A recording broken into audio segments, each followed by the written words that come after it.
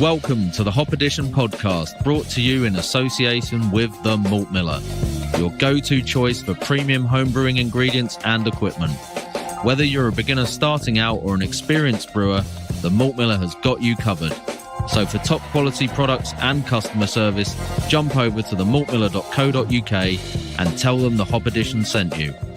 We would also like to thank all our Patreons for their continued support with running and developing the pod. If you would like to become a member and gain access to exclusive perks and benefits, head over to patreon.com/the Hop Edition. Now it's time to get this pod started, so crack open a homebrew and enjoy the episode.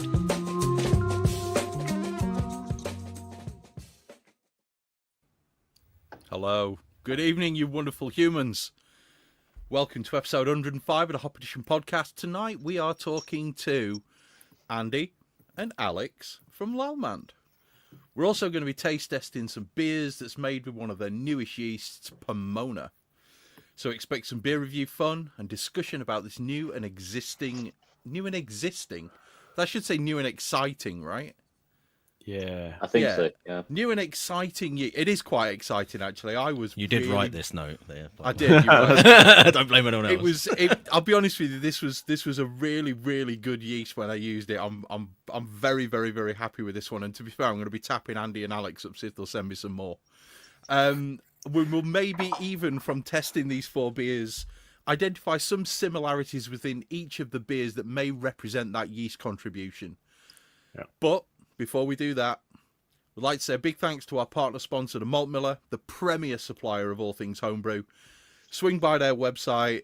Rob was releasing a video yesterday where he was talking about some stuff, and their website's just got pretty much everything in stock, from coffee through barbecue, rubs through beer, through just everything. I'm surprised they aren't selling cars yet, I'll be honest. And while you're there, check out the Hop Edition recipe section, where you'll find a range of beers from the podcast, some that we've made, some that we've got from podcast guests, and you will also find on there pretty soon, I'm pretty sure Stiffo's put this one up, all the recipes for all the beers that we did with Pineapple Passion. They're up there as well. So the recipes for these beers, the ones with Pomona, will also be going up, so you can recreate these beers if you want to. But before we do that, a little bit of an intro about Lallemand. Now, I took some time writing this one, so I'm sure you two will correct me if I'm wrong on anything. Lallemand is a global... Yeah, get ready to jump. Feel free, put your hand up. Lallemand is a global leader in the development, production, and marketing of yeast, bacteria, and specialty ingredients. It was founded in Montreal by Fred A. Lallemand at the end of the 19th century. They started production in 1923.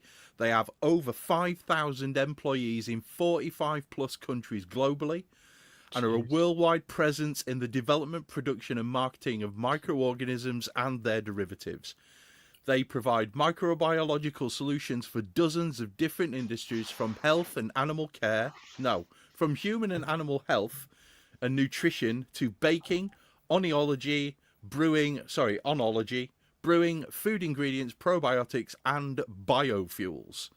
And also, Andy's got an amazing beard, and Alix is one of the nicest people I've ever spoken to in my life. So, hello, Andy and Alix, say hello, and how is it going? I'd just like to say I think our marketing department would be extremely happy with that intro, so great job. I literally copied it off your website. That'd be good. They wrote it then. They did. Should be good then, shouldn't it?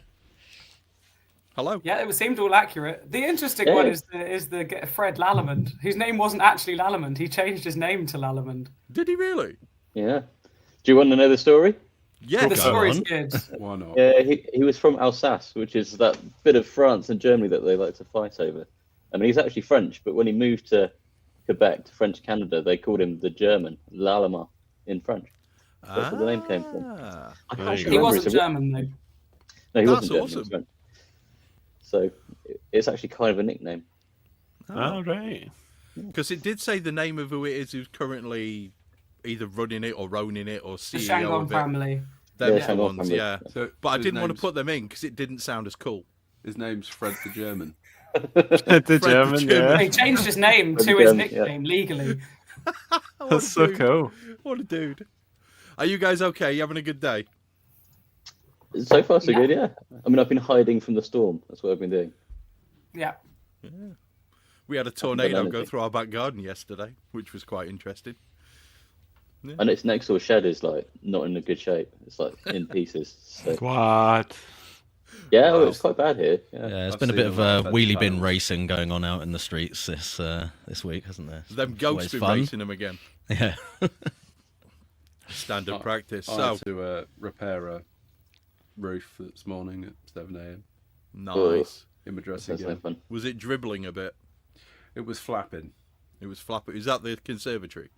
Yeah, Couple of nails, job done. yeah, it was all right. Yeah, golden man. Right then. So this is going to be one of those podcasts where we are going to end up drinking an awful lot of beer. And based on the fact that the three reprobates that I do this podcast with have absolutely no concept of ABV, they're quite big. So how about we crack into mine? And while we're cracking in and we're sort of getting it poured, you guys tell us a little bit more about Lallemand, what it's like to work for, what you produce, what's new coming out, and how much of it we can expect to receive.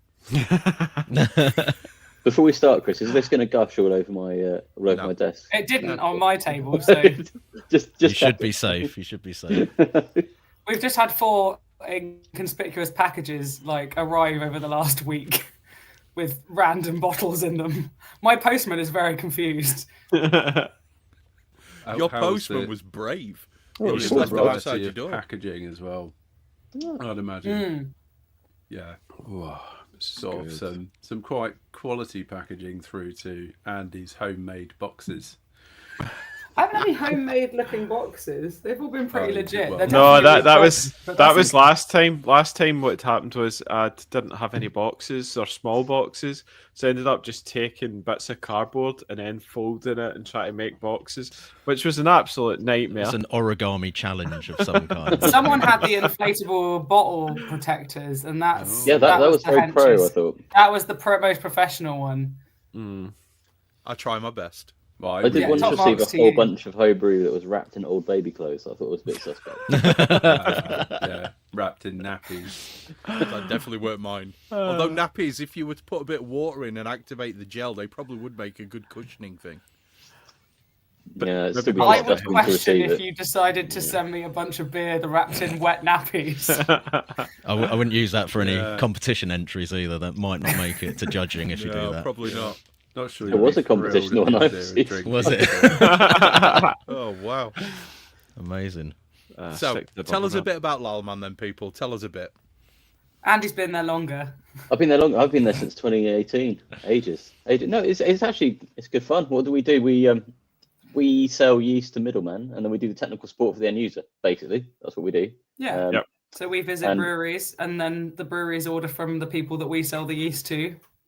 We do technical conferences, technical talks, homebrew clubs, podcasts, answer We've emails. Our yeah, phone numbers are online, so people Yeah. just phone us with questions, which they never give you the context of like frame of reference of how big the brewery is. So every now and again, you'll get a call, try and solve it, and then they're like, "Oh yeah, I'll just heat up the work with my pond heater," and I'm like, "Okay." So we're talking a lot smaller than like commercial brewing. There's So a scale of brewery where the pond heater is a pretty valuable piece of kit. I'm sure it is. It's It's true. not anything I've ever dealt with, but I think I'm past the pond heater stage, or at least I hope I am. I'm not sure I ever got to the You pond do always see heater. it. Yeah. Maybe I'm missing out. I don't want to use a pond heater. That's What pretty else we do? mental. We employ brewers everywhere we work. We've got brewers who are yeah. supporting the products in the market. So I go out to Scandinavia. That's my little territory. We've got people in France, Germany, Austria, Netherlands. That's one guy. US, South America, Africa, all over. Are you going to name all 45 countries, Andy? All 45. We're definitely global. And a lot of the people that do our jobs, including us, are ex-brewers. So that's kind of we're basically free brewery consultants. Yeah. Well, free in the extent that we'd like you to buy our yeast. But if you're a brewer or a brewery owner, that's pretty good, right? It's a pretty good deal. I mean, that's a banging deal, to be fair. A lot of people don't capitalize on these free people who actually have quite a lot of experience of different scale breweries or can put you in touch with someone who might have the same problem. Yeah, seems a bit daft. That's like having a Well, yeah, it's exactly what it sounds like. It's having an expert on tap and choosing to post in Homebrew UK. I don't. Yeah, they don't always know though. Maybe Yeah. we should start handing out our CVs when we go in. Yeah. Would you like to buy some yeast? Here's my CV. I don't know. Maybe that would help. This is what Most we've of them done would try before. and give you a job, mate. That's what I know, that's it. Yeah. It's like, you're not happy? No thanks. This is basically like all the fun bits of being a brewer, but without brewing. So Yeah, no you get to cleaning. like, Problem help solving. It's people all with the their problem problems, solving. but you don't have to own the problem. It's Yeah. somebody else's problem, so it's nice. Sounds like an absolute winner. So yeah, cool. We've had Andy on the pod before, which was great. But Alex, do you want to tell us a little bit more about your sort of background and how you ended up at Lallemand and what you did before that, and any Yeah, I can brewing do. experience prior to this? Yeah, so my my undergraduate master's degree was in chemistry at Warwick when I went straight to university when I was 18, and then studied there for like 4 years. When I was in my second year, my boyfriend at the time jokingly suggested to me when we were on a Hogmanay trip in Edinburgh, sat in the hanging bat, that I should make beer for a living, because I didn't really have a plan after university, and I've kind of taken it a little bit too far. Got a bit carried away.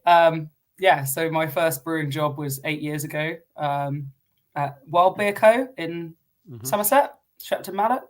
I was there for a year and a half, just as they got their crowdfunding money. So the heyday of the lobster beers and the Christmas tree beers and raspberries Heyday, and lobster seaweed. beers. And the lobster beer was great. There is no poo-pooing the lobster beer. And then, yeah, went and did the Heriot Watt course, the same one that Andy did, but a couple of years after him. So that was 2019 to 2020. Or 2018 to 2019. I got a job up there while I was doing my master's project over the summer at Cold Town Beer. So I ran the little Edinburgh. brewery on the grass market Yeah. in that beautiful little church just underneath the castle, which is great pizza, good beer, good view of the castle. So I worked there for a year and a half, and then COVID kind of happened, and I moved around and was at a small brewery in Bristol for a short period of time. And then my last hands-on production brewing job was for Guy Ritchie's brewery, the film producer. So I was a head brewer there for 2 years, which is why I now live down in Bournemouth. And then left there, and then Lallemand offered me a job a year and a half ago, and so I've been doing this for a year and a half. And I'm glad that I got to stay in the beer industry, because I was worried that I was going to have to leave, and there's not many women in the brewing industry anyway, so it'd be a shame if there was one less. And I love it. It's communicating science, and it's nerdy, and it's brewing, and it's drinking beer, and it's creative. So I love it. So you're enjoying not having to do as much cleaning now that you're working for Lallemand rather than in an actual brewing Yeah, I feel like there's a bit more physical longevity to this job than there is to brewing. Depending on the scale of the brewery. I mean, the bigger the brewery is, the more the button pushing it is. But yeah, I've worked in a range of breweries, but probably like 30 hectolitres to like 60 hectolitres is kind of my ballpark rather than anything bigger. And this means that I get to still be hands-on with brewing. If we want to do a collab brew, I can get my wellies out and dungarees, Carhartts, and put them on and go and brew a beer. Sounds ideal. I've still got them in a cupboard. That's cool. Yeah, and Chris is happy because he's got another chemist on the pod again. So hold on, we've got to wait for Chris to tell you that he's a scientist. I'm not saying anything. I'm not saying a damn thing. It's one of his favourite phrases. No, Yeah. I'll be honest with you, Alex. Did you fall in love with just the process? I love Bunsen burners. Oh, I love Bunsen burners too. Who doesn't love fucking around with Bunsen burners? Oh, sorry. Don't worry about swearing on this podcast. Oh, it's okay. absolutely fine. Who doesn't love like messing around with Bunsen burners at school and like melting pens and like burning things and like? So, this isn't what we do on a day-to-day basis. I'm just saying. Yeah, we don't do this on a day-to-day basis, but that's the reason I chose to do chemistry at university, and then did not see a Bunsen burner again for 4 years because they don't have open flames in chemistry labs. Yes, they don't. And then you ended up getting dragged into the world of, Van der Waals forces and the longer Debye-Huckel equation and talking about quantum mechanics module in year one. That was fantastic. Didn't know what was going on. Your brains dribble out your ear, and then all of a sudden you're a chemist. That's kind of how it I works. don't think I've ever.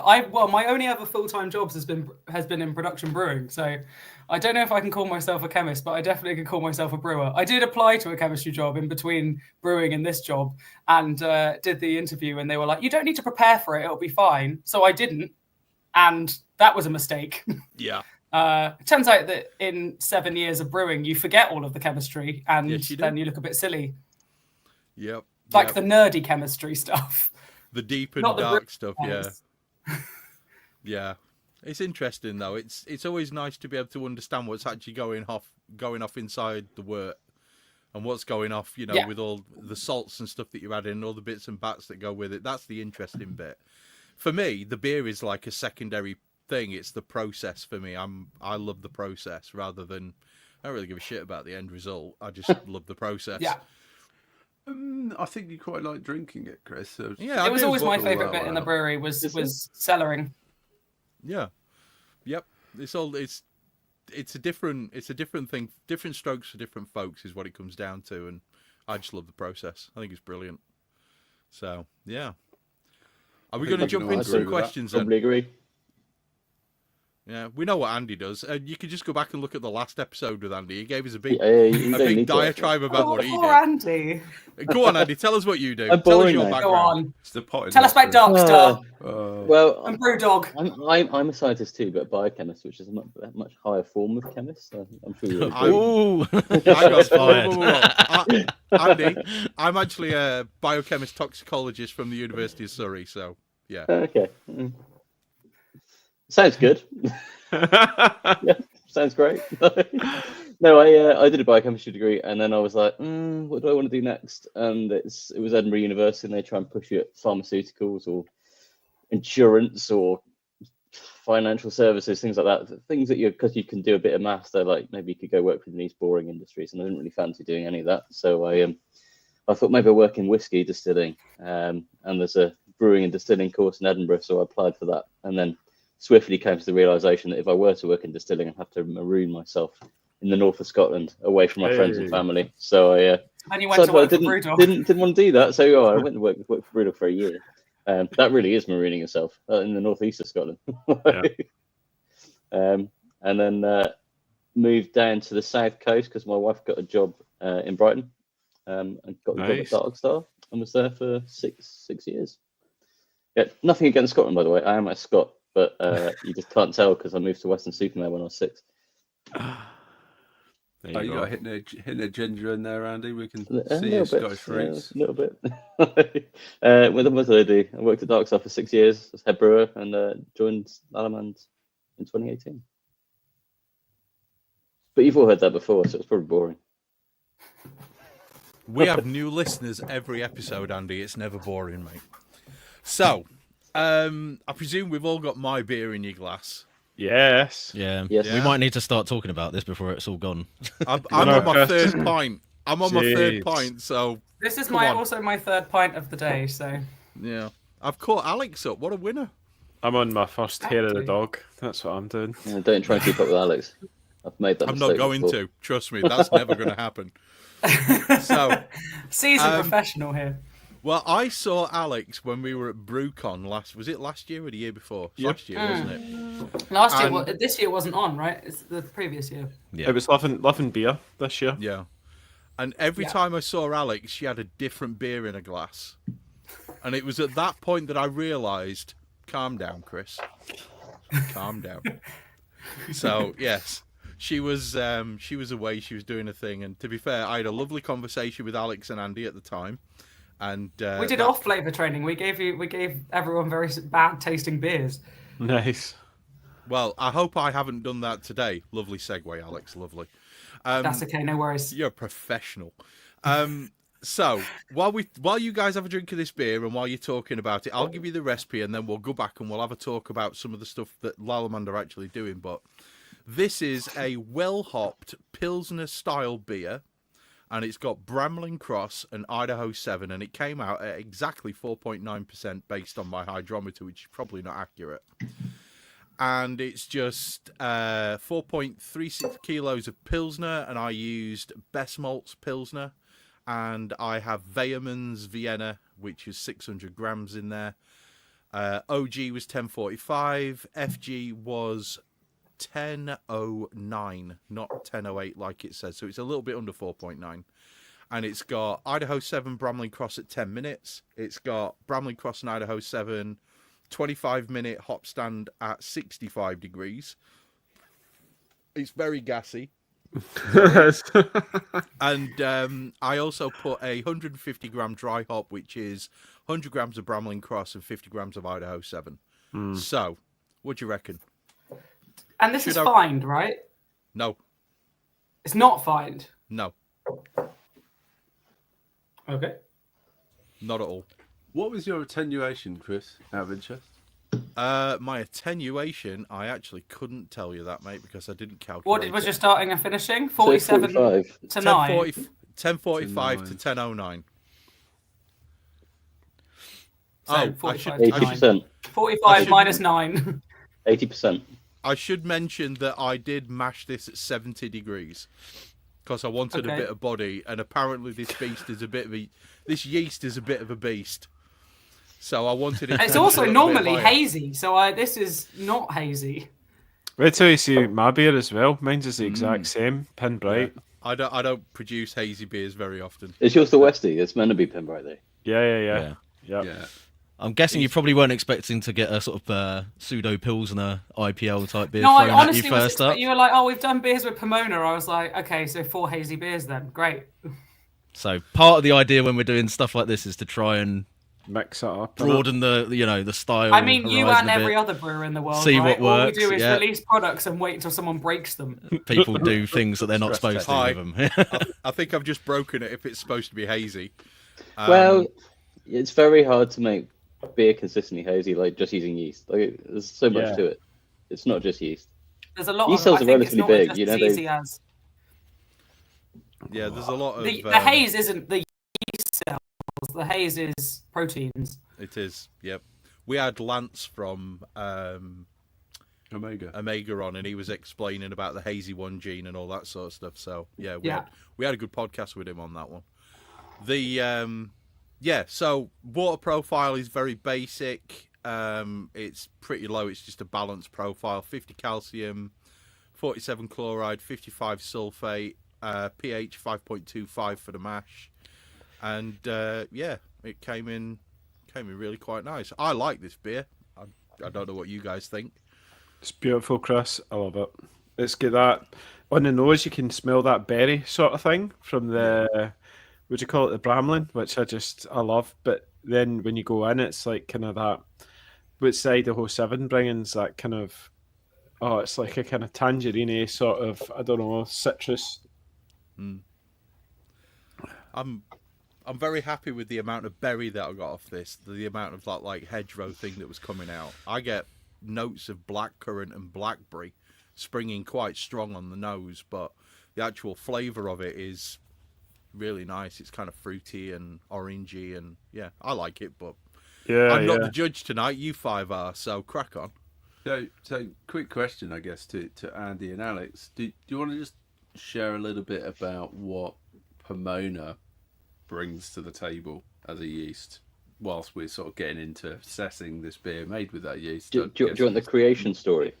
Yeah, go on. Yeah. Oh, yes, the we creation do. story. We probably The have to origin cover it at some story. point, don't we? The origin story. So it's an interesting one. A lot of the strains that we've brought out over the last few years have been natural hybrids, so created by breeder yeast strains together. And this is no different, but it's been done by a lab that we work with quite closely in Canada called Escarpment Labs. So it's actually one of their strains. But they started out in a slightly different place to where we would start. Most of our hybrid strains, we start out with a strain that can't produce hydrogen sulfide, so it can't produce the egg flavour. And then we look to breed in characteristics that we're looking for. In this case, what they started with was in a position where they wanted to produce something that was really, really interesting and fruity on the nose, but quite different to anything that already existed on the market. So they actually started off with a Diastaticus strain, so almost like a saison strain, but a very fruity saison strain.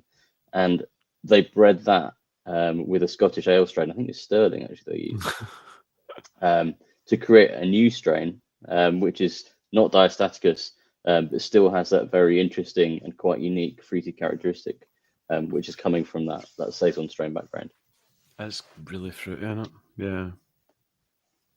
But that wasn't So, even like that was just part one, and then they That was the took origin. that strain, and well, then the second part of that was they took that strain and then they fermented it in successive pitches of wort that they really heavily dry hopped.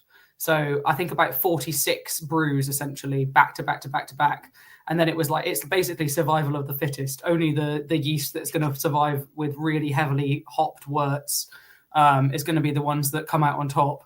So they bred it, and then they did something called adaptive evolution, which is like a lab scale version of evolution, essentially.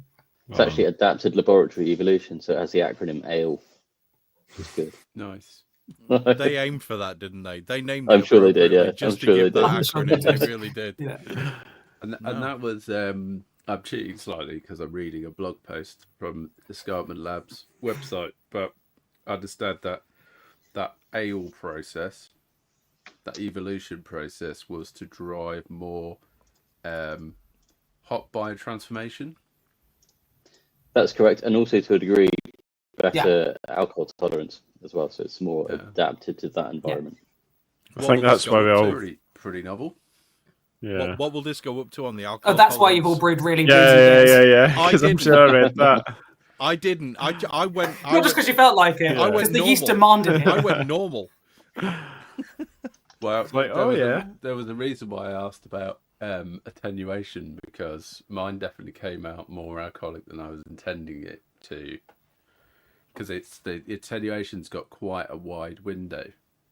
I noticed. Yeah, we always on our technical data sheets give them quite a wide window because it's so dependent on things other than just the yeast, right? So you can't really put like a hard figure on it. It's always going to be plus or minus 5, probably more than 5, depending on mashing Well, conditions. you and could grist. mash at like 85 degrees and then it will be very, very low. Like, it's all subjective on what you're actually doing with the yeast.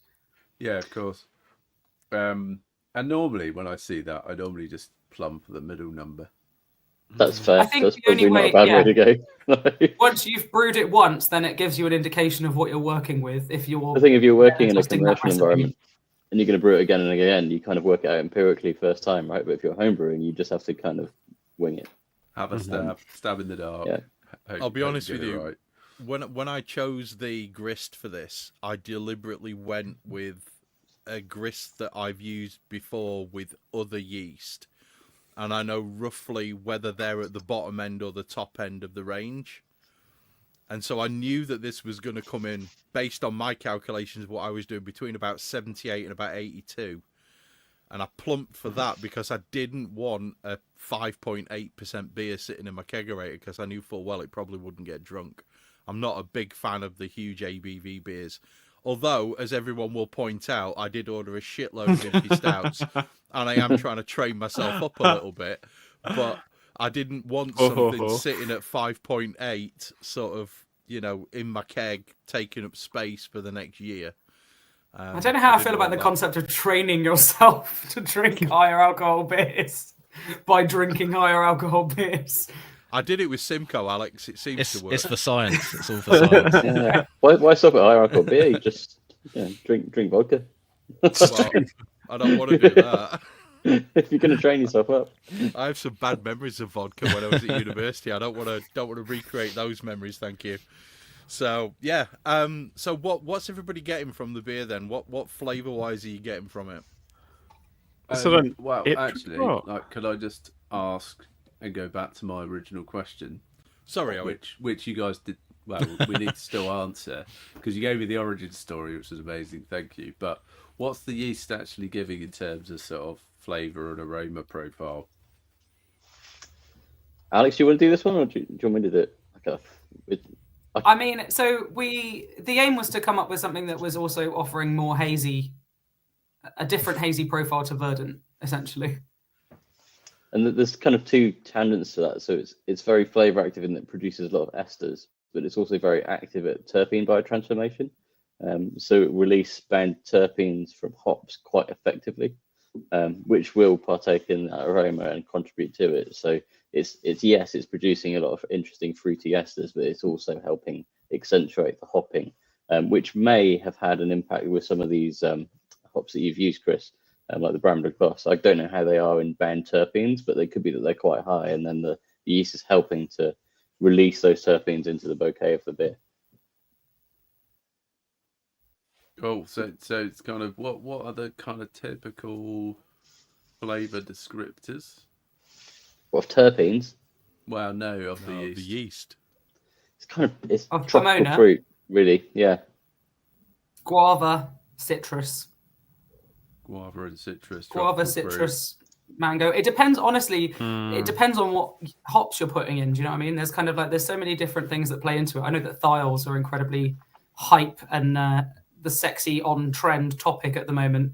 But there's also, when we assess this strain versus our verdant strain, this one also releases quite a lot of a compound called a lactone, which is really studied in wine and like sensory in wine. But actually the concentrations you need it at to be able to taste them is a lot higher than they appear. But the benefit of them appearing at below those thresholds is to increase the tropical flavors. It's kind of like when you add a handful of like Sabro hops to a tropical IPA, you don't want it to taste like coconut. And these lactones actually do taste like coconut. These are the compounds that taste like coconut. But just that it's like it tricks your brain into thinking that something's more tropical than it is, even though you can't taste exclusively coconut. Does it kind of get what I mean? Yep. Yeah, totally. Yeah, definitely. And terpenes are like your classic hoppy flavors as well. So you're talking things like geraniol, linalool, what else? Beetroot citronella. So kind of lemon, floral, kind of berry flavors. So when we're talking about biotransformation, that's including stuff outside of the thiols thing as well. Like, So we're talking esters, thiols, lactones, terpenes. Those are kind of that's where you're taking compounds from the malt and from the hops that if you just added malt and hops don't actually come out. They only come because the yeast biotransforms the precursor compounds into thiols, lactones, terpenes, esters. Okay, interesting. So obviously this might have a different biotransformative character to it to a thiol specific yeast or whatever. They're all so the be thiol specific yeasts, they're a really weird, interesting topic. The GMO ones, absolutely, in the States are like probably, I think you're talking like 10 times more thiol releasing than other ones. And then some of the ones, I don't know if it's Omega that also has genetically modified it. Basically, there's an enzyme that frees these thiols from their non-aromatic bound form to their free aromatic form. And that enzyme is switched off in the presence of nitrogen. So in wine, there's not a lot of nitrogen, but in beer, there's loads of nitrogen. So that inherently switches off this enzyme.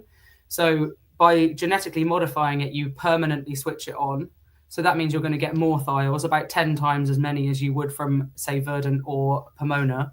But then if you then breed someone's bred in one of the enzymes that is found in human sweat, because thiols are like, we're super sensitive to thiols. They're like rotten fruit and like rotten flesh and like danger things. A thiol compound is a compound that's put into gas so we can smell it. So the thiol version of ethanol is added into gas. That's the smell of gas. And you can smell it at 1 million times fewer parts than you can alcohol, ethanol. So the GMO ones are the ones that are going to give you those huge thiols. Anything that's hybridized, you're only going to get about 3 times maybe more thiols than you would in the non-hybridized versions. And even then, things like saisons are actually really good at thiol freeing, but obviously you have all of the other compounds that they free as well, and all the other things that maybe isn't what you're after if you're after a thiolizing yeast. Okay. So thiols as a topic, it's quite a lot more broader, and there are a lot more inputs than I think people go, oh, I'm going to use a thiolizing yeast. Because unless you're talking like a GMO specific one, it does really depend on your recipe and then what hops you're putting in, for example. So I guess that's that's the why question there's of, like, this. Do you want those thiols? Because some of them taste quite bad, right? So there's the onion and garlic characteristic of thiols as well. Yeah. So I guess that's why there's also this market now for the other products that will pump extra precursors into the beer, because the yeast we have available over here are not actually even that good at extraction. Well, even you if still you've need got to all build those it up. precursors there, like unless you have some GMO ones, like Yeah. you're kind of just They're not putting all in gonna get something that then won't converted. be in the final. Yeah, exactly. Right. Yeah. Okay. That's really interesting. Yeah. Thanks for that. I wrote an article for Brewers Journal, and there's also, we've just done a best practices on our website that's really interesting about biotransformation. If you guys want to put it out there as well, but yeah, Feel free to thiols. send us a link to There's a that. lot more to it than just add loads of this, get loads of that. Yeah. Alex, send us a link to that article because that's something I'll stick up on our socials. Yeah, I can do. I'll put the. Yeah, thank you. we Yeah, could yeah, share is it there in a the chat? chat as well. Is There there a is chat? a chat. Yeah, if you go on the Where right, do I find Andy it? and Alex, you can see the comments We section have a top right. biotransformation best practice that's really breaks down terpenes, thiols, and I don't know if it goes into esters. I think it just does terpenes and thiols. I've But just it uploaded highlights our kind of which yeast you should choose, what malt you could choose, what hops you could choose that are high in each specific precursor for each of the 3 or 4 files, each of the terpene categories. So if you're looking for kind of some starting point for recipe writing and you want to highlight one of those terpenes, then basically we've done a big literature review of what has the best, we think, precursors to then give you the best results. It's on the back page of that best practice document. Nice. Amazing. I'd a quick question about the yeast. So, is there an association to the brewery, Pomona? Is there a connection? No, No? none at all. Oh, okay, No. cool. Because obviously you've got the. I'm sure they're verdant thrilled. yeast. Yeah, you got the verdant yeast, and my assumption was when I first saw it, I thought, oh well, what they've done is taken Pomona's yeast and just, industrialized it for us home brewers and other brewers. But no, I was wrong. Only in the UK is this a problem. I think. Well, is not it a not problem. Is it not the god of fruit? Is that not Pomona? Yeah, Is it's that the where goddess name of comes fruit. from? Yeah. It was a we did Scotland actually have some Lab marketing strain material name. where we had like a goddess in the marketing material and we had to remove it because it wouldn't have worked well in like the Indian market, for instance. We're not No, really it allowed to had have the deities hand and had things. had bangles on it.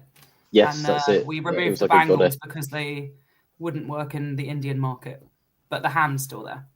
Well, Pomona is the nymph and goddess of fertility, and her name comes from the Latin word pomum, which means fruit, specifically orchard fruit. So yes, you've named it after a wood nymph Greek goddess. Well, which I don't know think if is brewers, awesome. home brewers, still have the same problem. But one of my most hated points of brewing was coming up with names for beers. Yeah, I found a good solution to that. don't. Ask AI. Just don't name them. Blank bottles for every beer he sends out. Yeah, I don't think as a brewery you can particularly do a commercial brewery. You can particularly do that. It maintains No. a certain mystique around It's the called brand, beer. doesn't it? Beer number 1. I'll be Do honest you not with you. look in your cupboard and say, what was that one? I don't remember. I very rarely bottle anything, Andy. Mystery. So Okay. the only time I bottle is when it's going in the post. I thought your fridge would be like a bag of Revels. Just don't know if Yeah. it's going to be coffee or orange. It's like going to a summer fair where there's one of those what were they called? You used to sort of shove your hand in and pick a present out. Lucky dip, they used to call A it. lucky dip. A lucky dip. Big fan. I they would they end were up with highlight. a hell of a lot of beers called Dave if I was to name mine, because that's about the limit of my ingenuity when it comes to naming things. Dave just seems to work for me. Big Christian name, Right. Dave? John? Say again? No, my middle name's John, but yeah, my son's also called Oscar, which is weird because my wife wouldn't let me call him Dave. So, let's go a little bit into Lallemand before we break into Andy's Westie. Well, Chris, could we haven't really because I've been. Yeah, I was going to say we should I've probably been come back to your waiting for beer you a guys little bit. for Sorry. 15 minutes. We haven't actually talked about your beer. Yeah, shit, let's move on. blackberry, blackcurrant, hedgerow. Yeah, very dry, very nice. Liked it. Cheers. Yeah, it's very nice. It's very drinkable, Chris. Thank you. all good. I don't know if it's because fine. Alex mentioned coconut, but on the aroma, is anyone Yep. else getting that like Sabro, creamy, slightly coconut vibe? I actually finished mine, so I'm going to try and smell the That'll That will be lactones. So lactones are described as coconutty or like oily. That's another flavour descriptor for them. So it very well could be lactones. The power of suggestion. Now you've said it, Owen. Yeah. Definitely in They're there.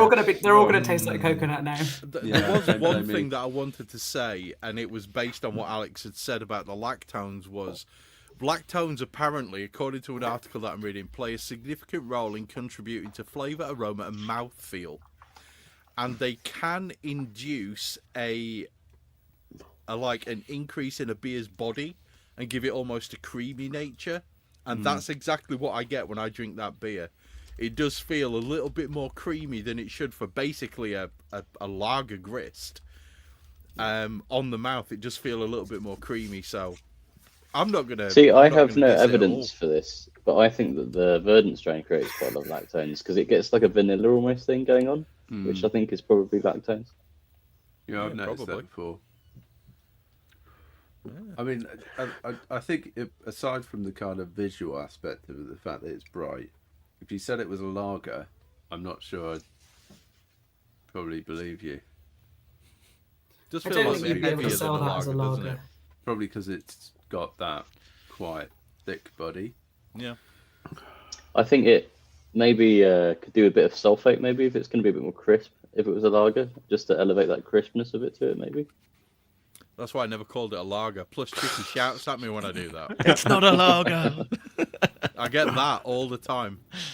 So, yeah, no, I like it. I'm glad you guys are enjoying it. That's pretty much all that matters to me. And now I can invite friends around to drink the rest of the keg. Yay! Hey. So, yeah. Over the last few years, especially since we spoke at BrewCon, I have been keeping tabs on Lallemand because you did produce my favourite low ABV yeast in Windsor, which you need to start making again. But We make Windsor. We never stopped. We still make Windsor. Which one was it that you stopped? Oh, Colne. London. We did stop making that. We stopped I making was London. using London and I was using Windsor, but I thought it was Windsor that you'd stopped. I did Anyway, like I London. digress. No, I London and apologise. the Kolsch one got stopped. Kolsch, that was what Colne, wasn't it? Yeah. Yeah. Colne, yeah. Lovely flavour. Very hard to grow. Hard to grow. It's a yeast. It kind of does that itself, doesn't it? No. No.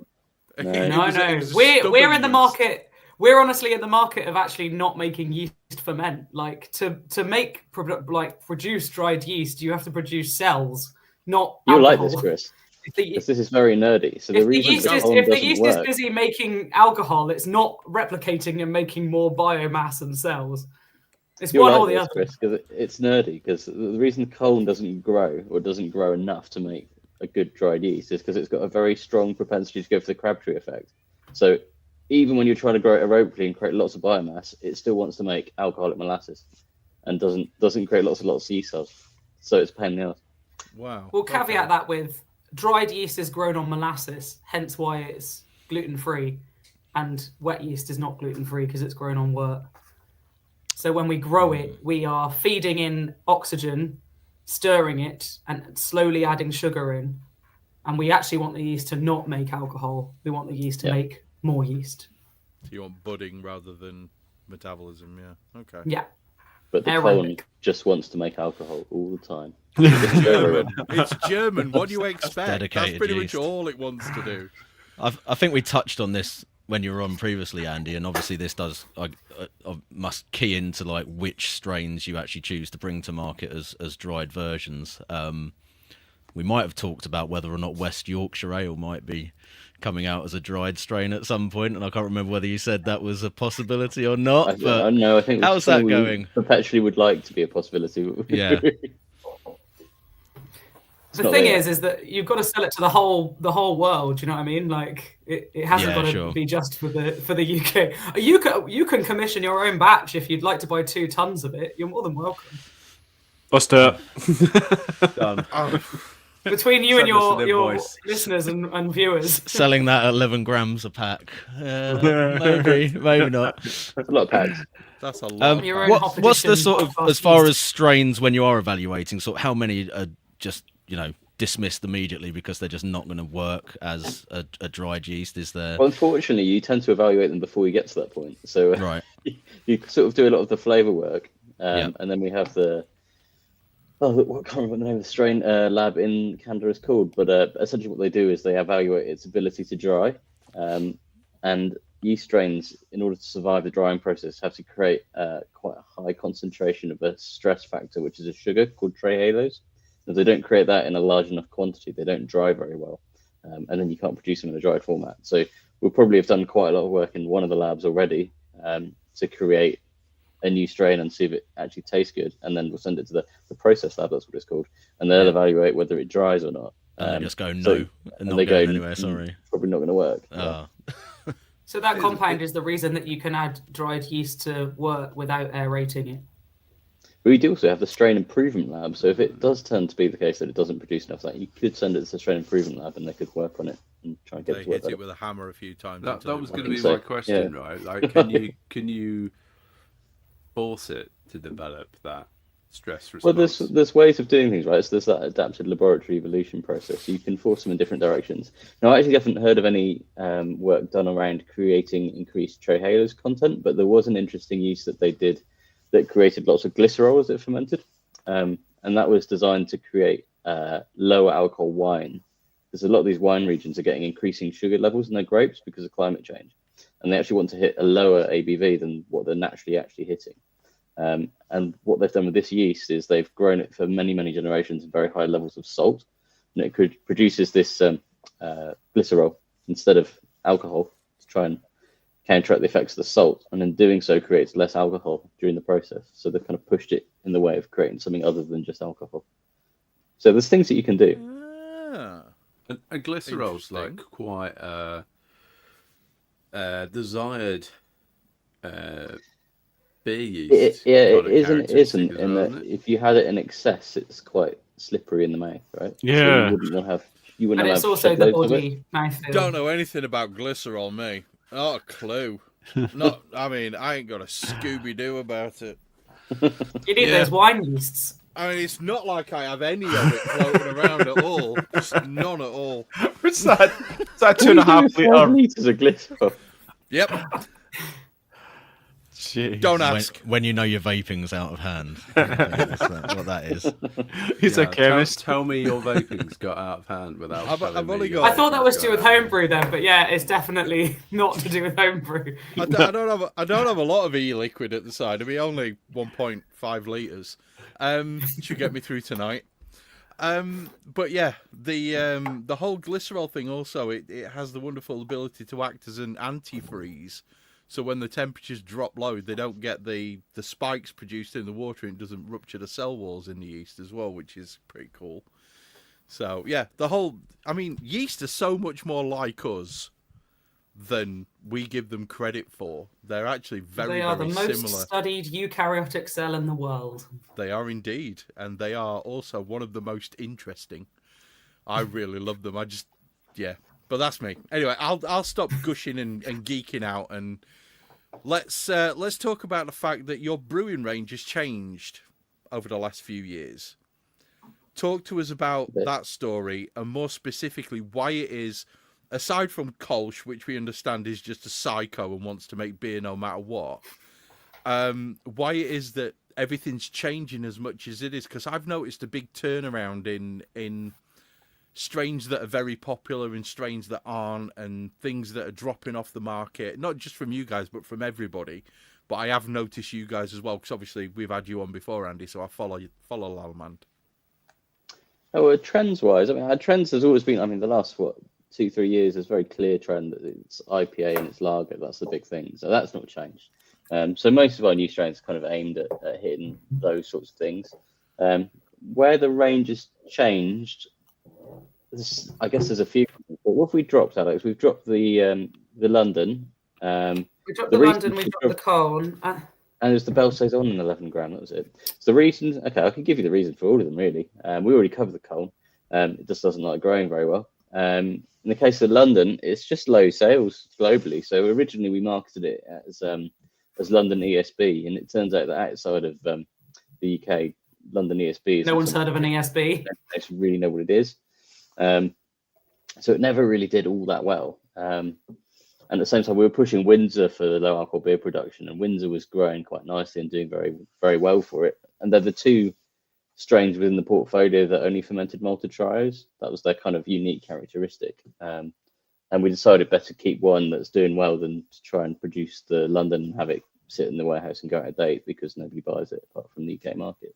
Even in the UK market, it wasn't a big thing. And then Belle Saison, we actually still produce it in 500 gram blocks for breweries. We produce it in a different factory to the rest of our brewing yeast because it's diastaticus and we want to keep it away. But we now only have one 11 gram line.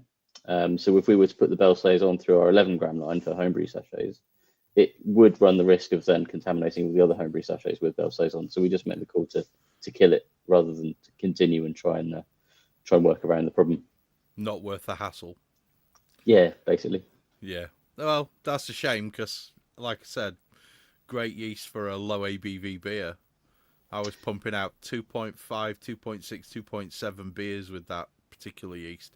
It's lazy. It's a lazy yeast. It doesn't seem to want to ferment very much, and it gets scared at like decent levels of alcohol. It just kind of, I'm not doing it anymore.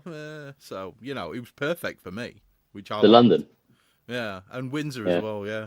I'm assuming we're not talking about the Belle Saison because that will just keep eating. It eats everything. Oh no, that'll ferment your fermenter if you give it half a chance. Yeah, okay. I thought you were talking about Belle Saison for low alcohol. I was like, you said you were going to break things, but sure. No. I think of Belle Saison like it's almost a quake strain. It's getting up to them sort of levels of I'll just ferment anything. Stick some wood in, I'll ferment that as well. It's one of those yeasts. It's a bit of a psycho.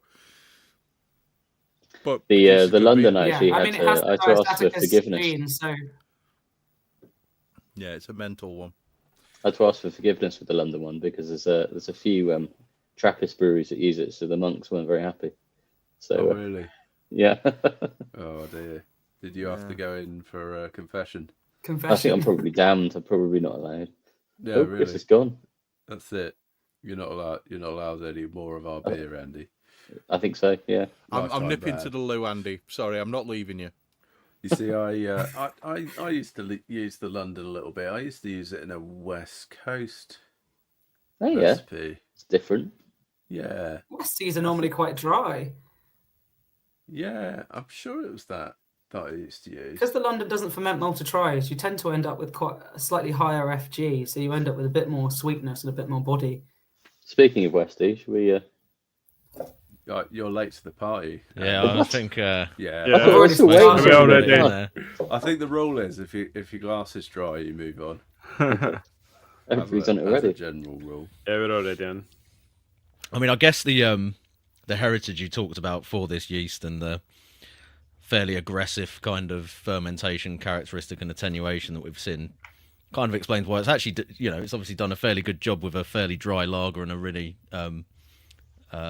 sort of westy, for want of a better word. a pine boy. You getting any pine, Chucky? Yeah, a little bit of pine. Yeah, lots of centennial character on it. Andy, talk us through the recipe. Sorry, Rick. Yeah, no, go on. West Coast are Andy's favourite. I thought you were finished. No, the Andy that brewed it, not the Andy that's drinking it. So what was it? It was 5.8 kilos of the Crafty Maltsters Pops Pale, and then it's got 580 grams of crisp light Munich. So that was the two malts. It was mashed, I'm sure it's 67.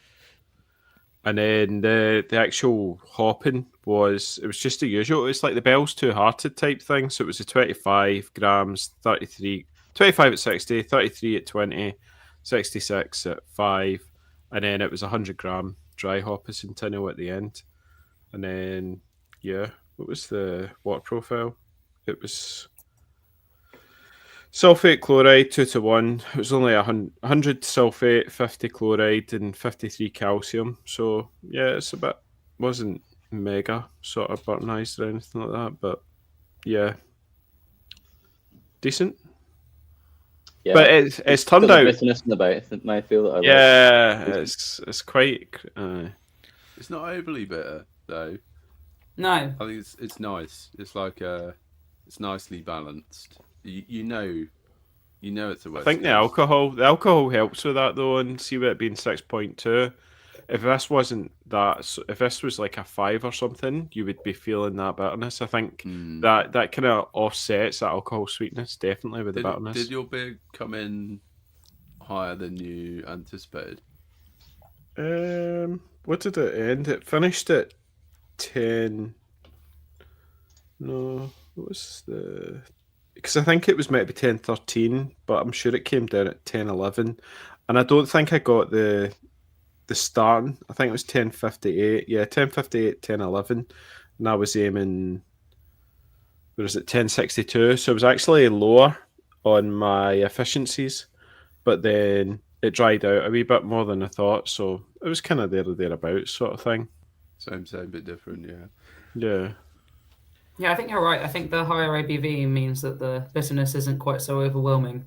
I think that's something that when breweries email me about making like no and low alcohol beers is like, do not make them as bitter as you think they should be. Apart from the proper job one is really good, and it's quite. Oh yeah, the low alcohol proper job. I had that the other day. It's fantastic. It's like in the 30s IBU wise, which is really high for an alcohol free. And yeah.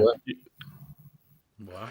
Yeah, like the actual alcoholic proper job, it's quite a bitter beer, isn't it? Yeah. Yeah. Yeah, it is. Yeah. I haven't had the low ABV one. What is it, like 0.5%? Yeah, it's 0.5. 0.5, yeah. You get it at Morrison's. We're not biased, but it is our yeast. Which yeast is it? The Lona, the one that's only in 500 grams. Yeah, we couldn't buy that because we're we'd not be at allowed, risk are of we? Too we'd dangerous be at for risk homebrewers. poisoning people with bacteria, no doubt. Well, yeah. I mean, Andy, question: did you add any salt at the end of this? Me? Yeah, As in sodium chloride salt. as in sodium chloride salt. No, it's just got calcium chloride and gypsum. Right. Okay. And I'm surprised. Oh no! Oh yeah, there's gypsum, Epsom, and calcium chloride. Because what I'm getting right at the end, after I've got over this massive amount of pine, is I'm getting quite a lot of tingling on my tongue. And that tends to come from, like, really quite a lot of bitterness. You know, that's tend to be the thing that I avoid in beers. I'll be honest with you. it feels very authentically Christmas. It does. It's one of those beers where It's like you're eating a Christmas tree. Yeah, it's like drinking a Christmas tree. I wouldn't have gone down this route by choice, Andy. But It is. I'm hoping that it calms down, Chris. It's high praise indeed. But what I'm saying is, I love the clarity. I love the mouthfeel. Yeah. I quite like that little extra punch of alcohol that's coming in at the end. I think that rounds the beer off nicely. But I'll be honest, through two beers, I'm not finding anything which is specifically Pomona yeast. Yeah. I think that's the... No. What was the fermentation for. profile like? Was it quite a high fermentation, or is it cool? I think it was. I've got down here. It was 19. Mine was 21. Yeah, I went with 21 as well. Because I agree, I don't get like masses of that like tropical fruit aroma, but I mean, I love a West Coast, so I don't really care. I was about to say, this is your favourite. This is Lallemand Andy's favourite style. I don't know if it's Hop Edition Andy's favourite style. just call Hop Edition Andy Kilt, and we'll be fine. Okay. Yeah. It feels slightly racist, but sure. I'm not Scottish. It's all right. You can't say that to me. Alex, you wait until he mentions it. I'm a quarter Scottish, but still. Yay. Okay, the news. I really like it, Andy. I think it's absolutely fantastic. I like a West Coast. I like it as well. I'm enjoying this. Pretty. I'm not saying I don't enjoy it. I'm just saying I wouldn't have chosen it. That's all I'm saying. I wasn't suggesting that. I thought that was a very nice way of saying this beer's not for me, Chris. Yeah. Thank you. Thank you. It was very polite. Shit, Andy, and I don't want to drink and the thing was, like, I think it's very, very, very piney. So very. Yeah, do you know what it takes? Fucking air freshener for the car. It almost takes like a pint or like to get a good few mouthfuls into it before you readjust, and then then it starts to get a bit easier. And then everything else I tastes like think- water. I do think if you're going to drink West Coast, you have to drink it all night. Oh, Because definitely. Yeah, so that's If you why have we a had it New Eng- second, right? If you have a New England, then you have a West Coast, you're like, something's a bit weird here. Yeah, we didn't think that one through, right? If my beer's bad, which is next, we'll just blame the fact that we had a really piney West Coast. Hopefully your beer will reset everyone's palate for my one, though, and then you can take the fall on that one. Yeah, I'll take one for the team. No. I mean, it's definitely piney, but I don't think it's too. I don't think it's too piney, and I don't think it's too bitter. But that is a personal preference. I think the palate thing. bitterness for me is what is not appealing to me about West Coast, and this is piney, but it's not like punch you in the face bitter. Yeah, but Guys. Alex, you're from the hazy generation, so you... I'm a lager hazy sour gal. Before we jump any further, seriously, I've just had an epiphanal revelation. Have a mouthful of Andy's beer, give it a few seconds, then have a mouthful of mine, and tell me you don't get a super punch of tropicality on the face when you drink it. Yours is all gone. I haven't got enough. I've got some left, but I'm gonna have to drink it in the bottle. Chris, Too late. Oh, It definitely does make Oh, yours it's taste like more it's gone very tropical, New yeah. England. Yes, it's crazy. It tastes like a clear New England. I think I'm going to use my beer as a palate cleanser. Might be a good idea. If the next two are both hazies, I think you're gonna have to. There's gonna have to be an in between, otherwise we're gonna. Break out the impies. No. Does the flavour profile on this surprise you, Andy and Alex, as far as how West Coast this has gone? Or I'm probably surprised that it's not got more like aromaticness to it. But then I don't. And what was the dry hop, Andy? Did you say? it was all Centennial, all through, It's all- just Centennial.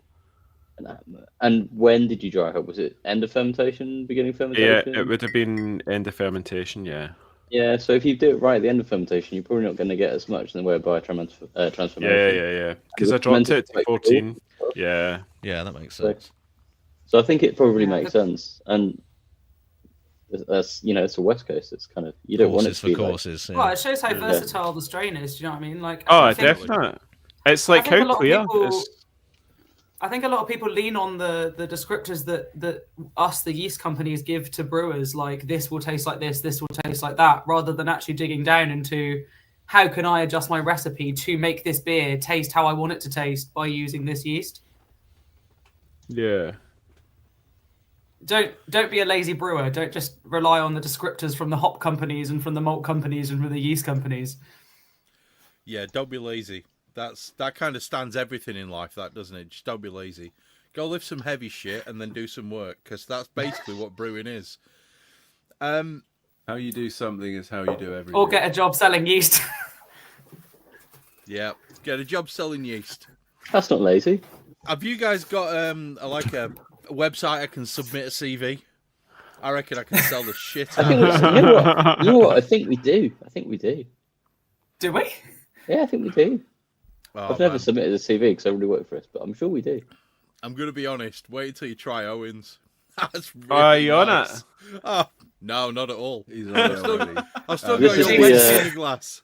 Just It's to the be anonymous, clear, anonymous beer.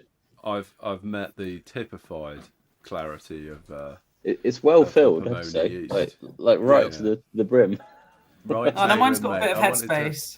This max one's a a little bit. bit more on brand, isn't it, Owen? I very think. inconsistent amount of headspace. I've always wanted to be a YouTuber that does, like Yeah, makeup do it. reviews and stuff, where they hold their hand Yeah. behind it. Yeah, Now's Andy's my the one- chance. Just Andy's the before one you with a get into 15 that, grand camera. I've just got to go and move my elf on the shelf before I forget. If I don't do What it now, is it going to do?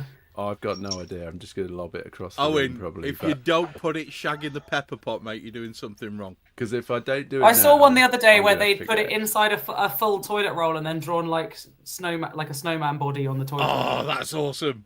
Do it. I don't have Done. kids, so there's my Done. inspo. Do it. I've got a Living pen. I do, Vicarious. but I don't think they know about Back in it a minute. themselves, so it's fine. I've There's only a- seen all the really crude ones where it's like the elf peeing into cups and selling it Yep. as lemonade and this sort of thing. It's There's a really, really good one. If you go on, I can't remember the Instagram handle, but it's something along the lines of X-rated elf on a shelf or Yeah. something like that.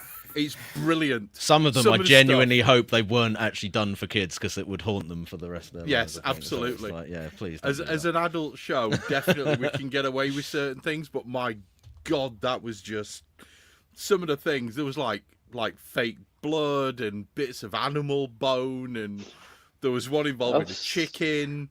Jesus. I've seen one with chocolate smeared all over the bathroom floor and then the alcohol. Yeah. I've seen those ones, but this sounds like some other kind of thing that I haven't been on that side it of gets Instagram. darker. It gets darker. No, seriously, there is an area of the internet that nobody should ever go into, and that is in that area. You are correct. There is. Yes.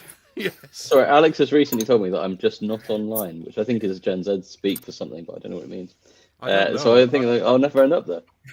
I'm Gen X, mate. I've got no idea half of what people are saying these days. What does it mean, Alex, that I'm not online? You're not online. I can't remember what we were talking about in the context of you not being online. You said you're so not online. I think it means I don't remember what we were understand talking internet subculture. I think I was referencing. Oh, it was an acronym for something. Oh, it was TLDR, and he didn't know what that was. Still Too don't. long didn't Too read. late. Yeah. Too long didn't Chris read. Summarise uses it that for a me. lot. I use TLDR a lot, mainly You do. because I'm lazy and can't be asked. Well, he sent me some screenshots of loads of emails, and I was like, dude, just give me the synopsis. But you didn't know what TLDR meant, so. I don't use acronyms. I'm not lazy. Aside from ale. So this beer is this beer is like, I don't know, it's like New Zealand Yes. is punching me in the face sort of thing. Ooh, It's This is so the antithesis to your beer. Andy. That's what tropically, this is. it's so tropically dank. I feel like you should have gone for the Westie at the end, I'm not going to lie. Yeah. Although it makes me appreciate this Jesus. more, I think. The It's a smell big is like. contrast, isn't it, compared to the last one? That'd be a spectacular, Owen. Yes. Oh, It smells like lilt mixed with Fanta mixed with Yes! raw orange. It's Coconut lilt. milk. That's what it is. It's lilt. It's all lilt. lilt. Lilt has a little bit of coconut in it as well, which, It's like coconut milk tricks lilt. your brain. I used to Pure work at lilt. Coca-Cola, so yeah, I know that one. Did you? Yeah, I used to work at Coca-Cola in Wakefield, doing all the technical side, all the analysis side of measuring stuff in Coke and various other drinks. Do they have the Like- free Coke vending machine? No, we had the production lines. You just walk out and grab That a was bottle. taken there. That is the free vending machine. When they were making Monster, there were so many people just robbing it off the lines. It was untrue, especially when you're on night shift. That stuff is evil. This it doesn't is. taste very boozy. I'm assuming because we're going Yeah, in that- ABV order, this is going to be quite boozy. So this is whoever made this is deceptive. 6.3. I know. 6.3%. It is Really? deceptive. Yeah. I would say that's probably tastes more like a 4%. It does. There's a, It slips down very easy. It Ah. does drink like a 5.4. session hazy, doesn't it? Yeah. Definitely. it's definitely not a session hazy though. I don't know if Yeah. I've just been thrown off by the West Coast. Oh my god. I mean, it's very coconutty to me. Has it got It's got Sabro in it? loads of- No Sabro. It's Citra, Motueka, Rowaka, and Strata. Strata. So again, perhaps that is the yeast. I've Strata already, has sometimes got a little bit of already forgotten Yeah. the word that you used for the Lactose. lactone. lactone. Yes, Lactones. could be a bit of that. Lactones. On the nose. Yeah. I get So a lot was of going- peach on the nose as well. I was Yeah, that definitely note- going like a New Zealand, like limey kind of vibe, and then I wanted a little bit of dank, A little bit. which It's like- I'm getting from the Strata, probably Screaming. maybe a little bit from the Citra. Oh, But, Alex, based on Strata the is name, described as a dried chili cannabis funk from the website I'm looking at right now. kind So, of like that. dried Just chilies to and clarify, cannabis. given you are the chemist, Alex, a Yeah. lactone is a lactic acid ketone.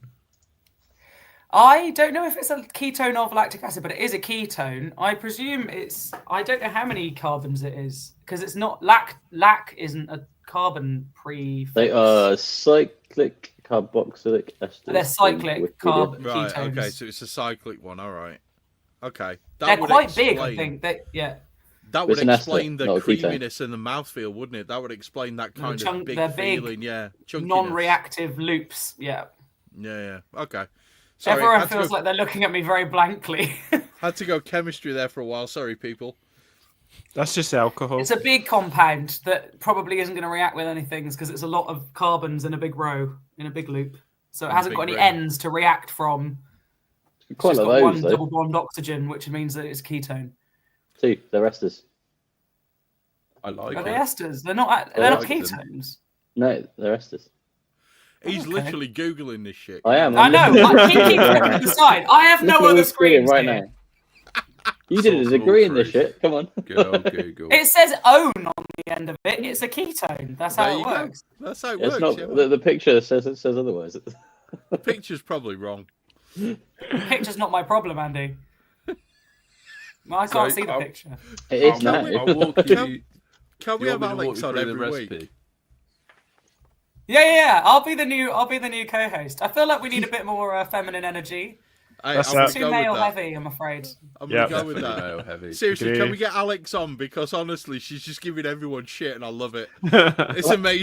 How often do you do this? I'm sure we could sign you up, Alex. Every few weeks. Yeah, fine. Every fortnight. We're more or solid. less. Yeah, I'm in. We get free Lallemand yeast going forward, so that's part of the deal, right? Just, we'll put Sure, that in why there. not? Sponsorship. You'll have to have it in different places. Sweet. Like when I go It's and visit done. different breweries and whatever, I'll Yeah, sure. take you to Leeds, Manchester, Scotland, Ireland. This all sounds Down good Cornwall. to me so far. Next we time can you're work in with Leeds, this. Alex, give me a shout. We'll meet up. We'll have a beer. Oh yeah, definitely. We'll go for a drink.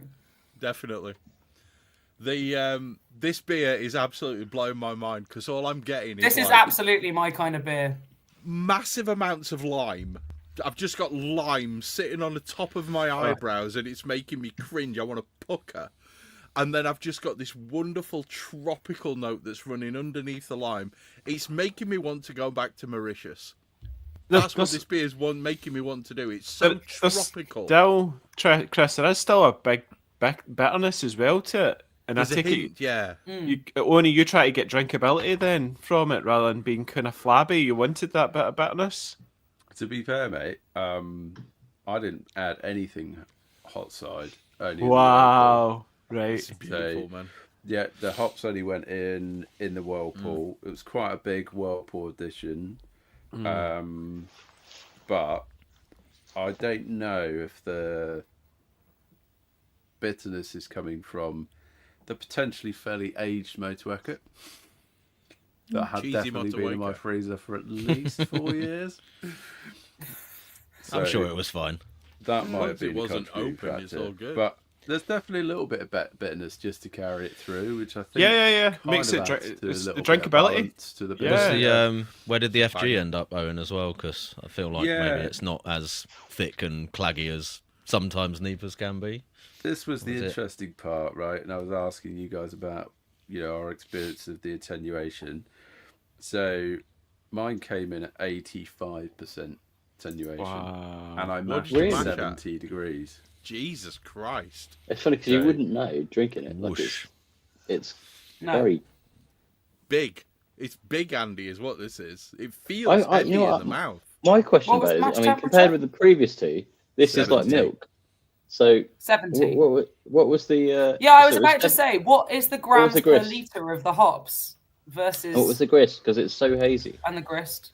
I'll tell you what the grist is. 2 seconds. So I did a double batch, so just bear in mind, like maybe I'll just do percentages rather than actual measurements. So I went pale malt, extra pale malt from Simpsons at 63%, 18% wheat malt from Crisp, 9% oats, 6.6% chit, and 3.6% light Munich. So there's quite a lot of So- protein in there. There's a lot of a lot of protein. wheat in there, quite a lot of And protein. Shit. Mm. Yeah. No Which is kettle actually findings, or interestingly, did you that's- use kettle findings? I didn't find it. Did I put? You- No, I didn't find it. Hey, At all. Chris and Andy, did you use any kettle findings in yours? I didn't know. I totally forgot to put it in. In fact, the half tablet is still sitting on the shelf up there. And grams per litre Yeah, Protoflock. was... Yeah, is there just- like an overall difference in the grams per litre of the hops that you've put in? Like, not the bittering, but like Whirlpool and dry hop. So it was 6 grams per litre Whirlpool and 7.6 grams per litre dry hop. Okay. Wow. I literally went bigger than you on the hops. Yeah, I did. Well, I Interesting. did a double batch, so it was kind of like, yeah, maybe there's Money. an element of like Well, limitation on He's how much. got too Riker many I hops had. to spend. Yeah. So I was like, I want to hop this, but not like crazily, because equally as I wanted to be able to find the yeast contribution in the beer Yeah. and not just hide it behind an absolute ton load of hops. Yep. So I did go a little bit more restrained.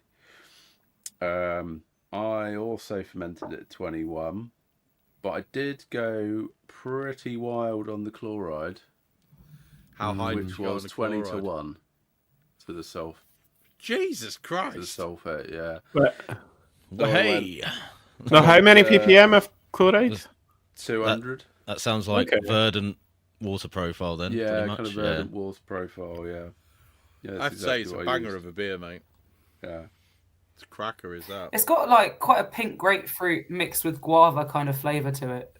I'm tasting quite a lot of guava in that, Alex. I'm glad you said that, because these guys always take the piss out of me when I say guava.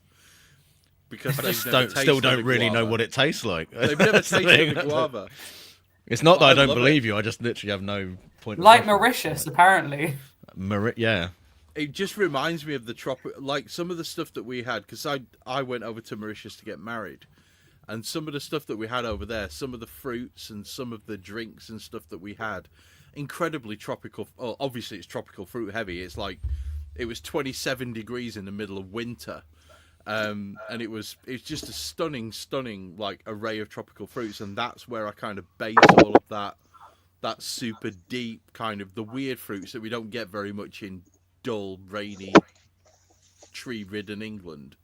I kind of base it on that, and it's just, oh my god, what a wonderful, wonderful beer, man! I love that beer, Owen. It's a great beer. Well, I think there's definitely like a very New Zealand lime presence to it. I think that bitterness kind of starts to lead it towards pink grapefruit.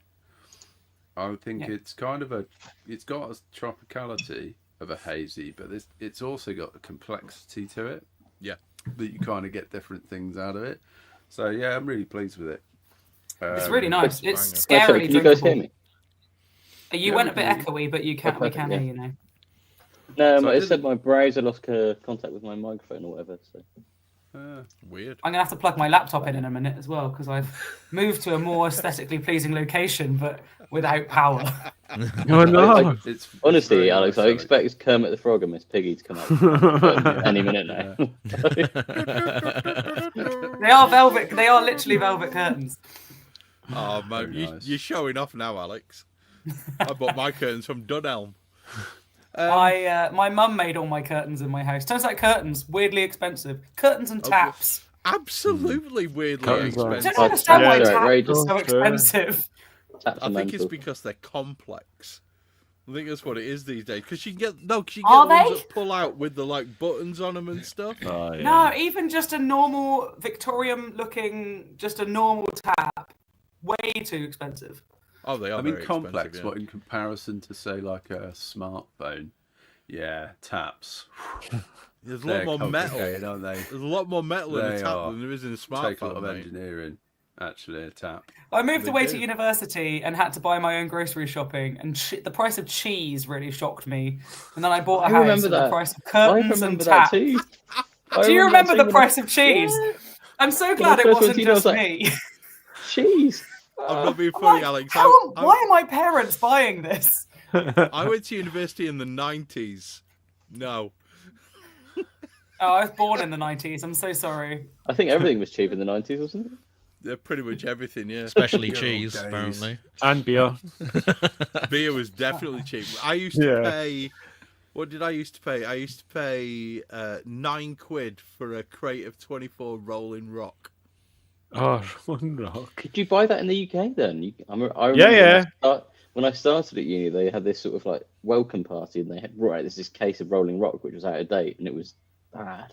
I don't know, this stuff was in date. It was bad. brand fire new, and it was £9 a case. It's probably brewed out of Burton on That Trent. was a universal Yeah, Yeah, I was you're gonna right. say, skunky lager, wasn't it? Rolling Rock, as I remember. we used to get Jamaican Red Stripe for £1 a can Oh, as well. yeah. It's Red Oh, Stripe's that's good. definitely not brewed in Jamaica.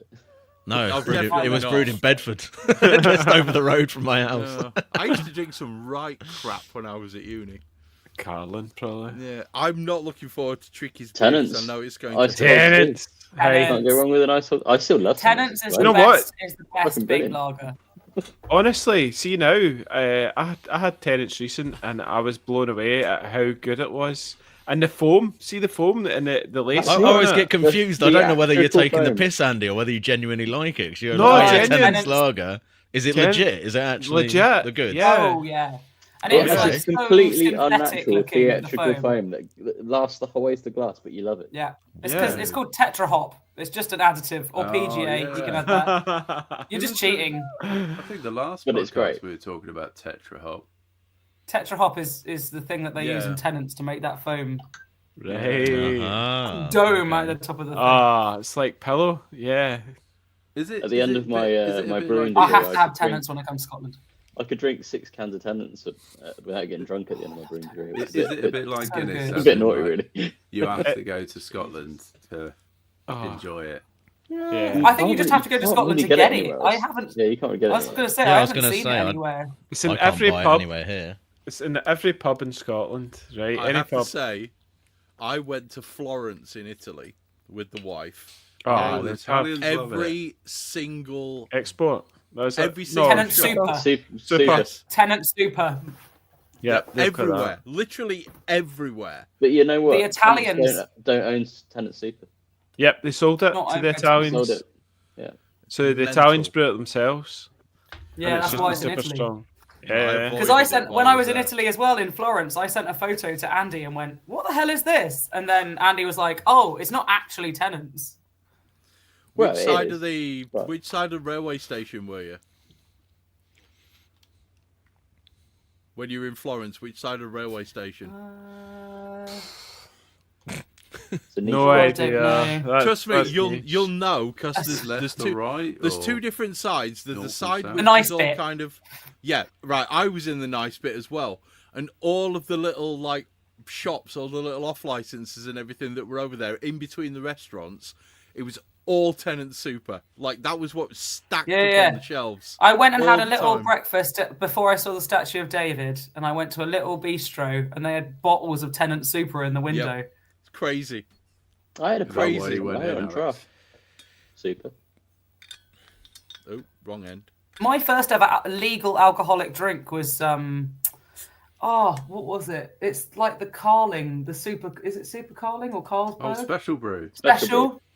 Yeah, special Special brew. brew. That was my first ever legal drink, aged 18, in a leisure centre car park after I finished my lifeguard training, my monthly lifeguard training. Oh, what? My you were colleagues 18 bought when me you had a your first 4-pack. ever drink. You were 18 when you. No, had your my first ever drink? first ever legal Oh, drink. Ah, Hey, it's just- like, which country did you get brought up in? Like, I Yeah. remember shotgunning cans of warm special brew when I was about 15. oh, and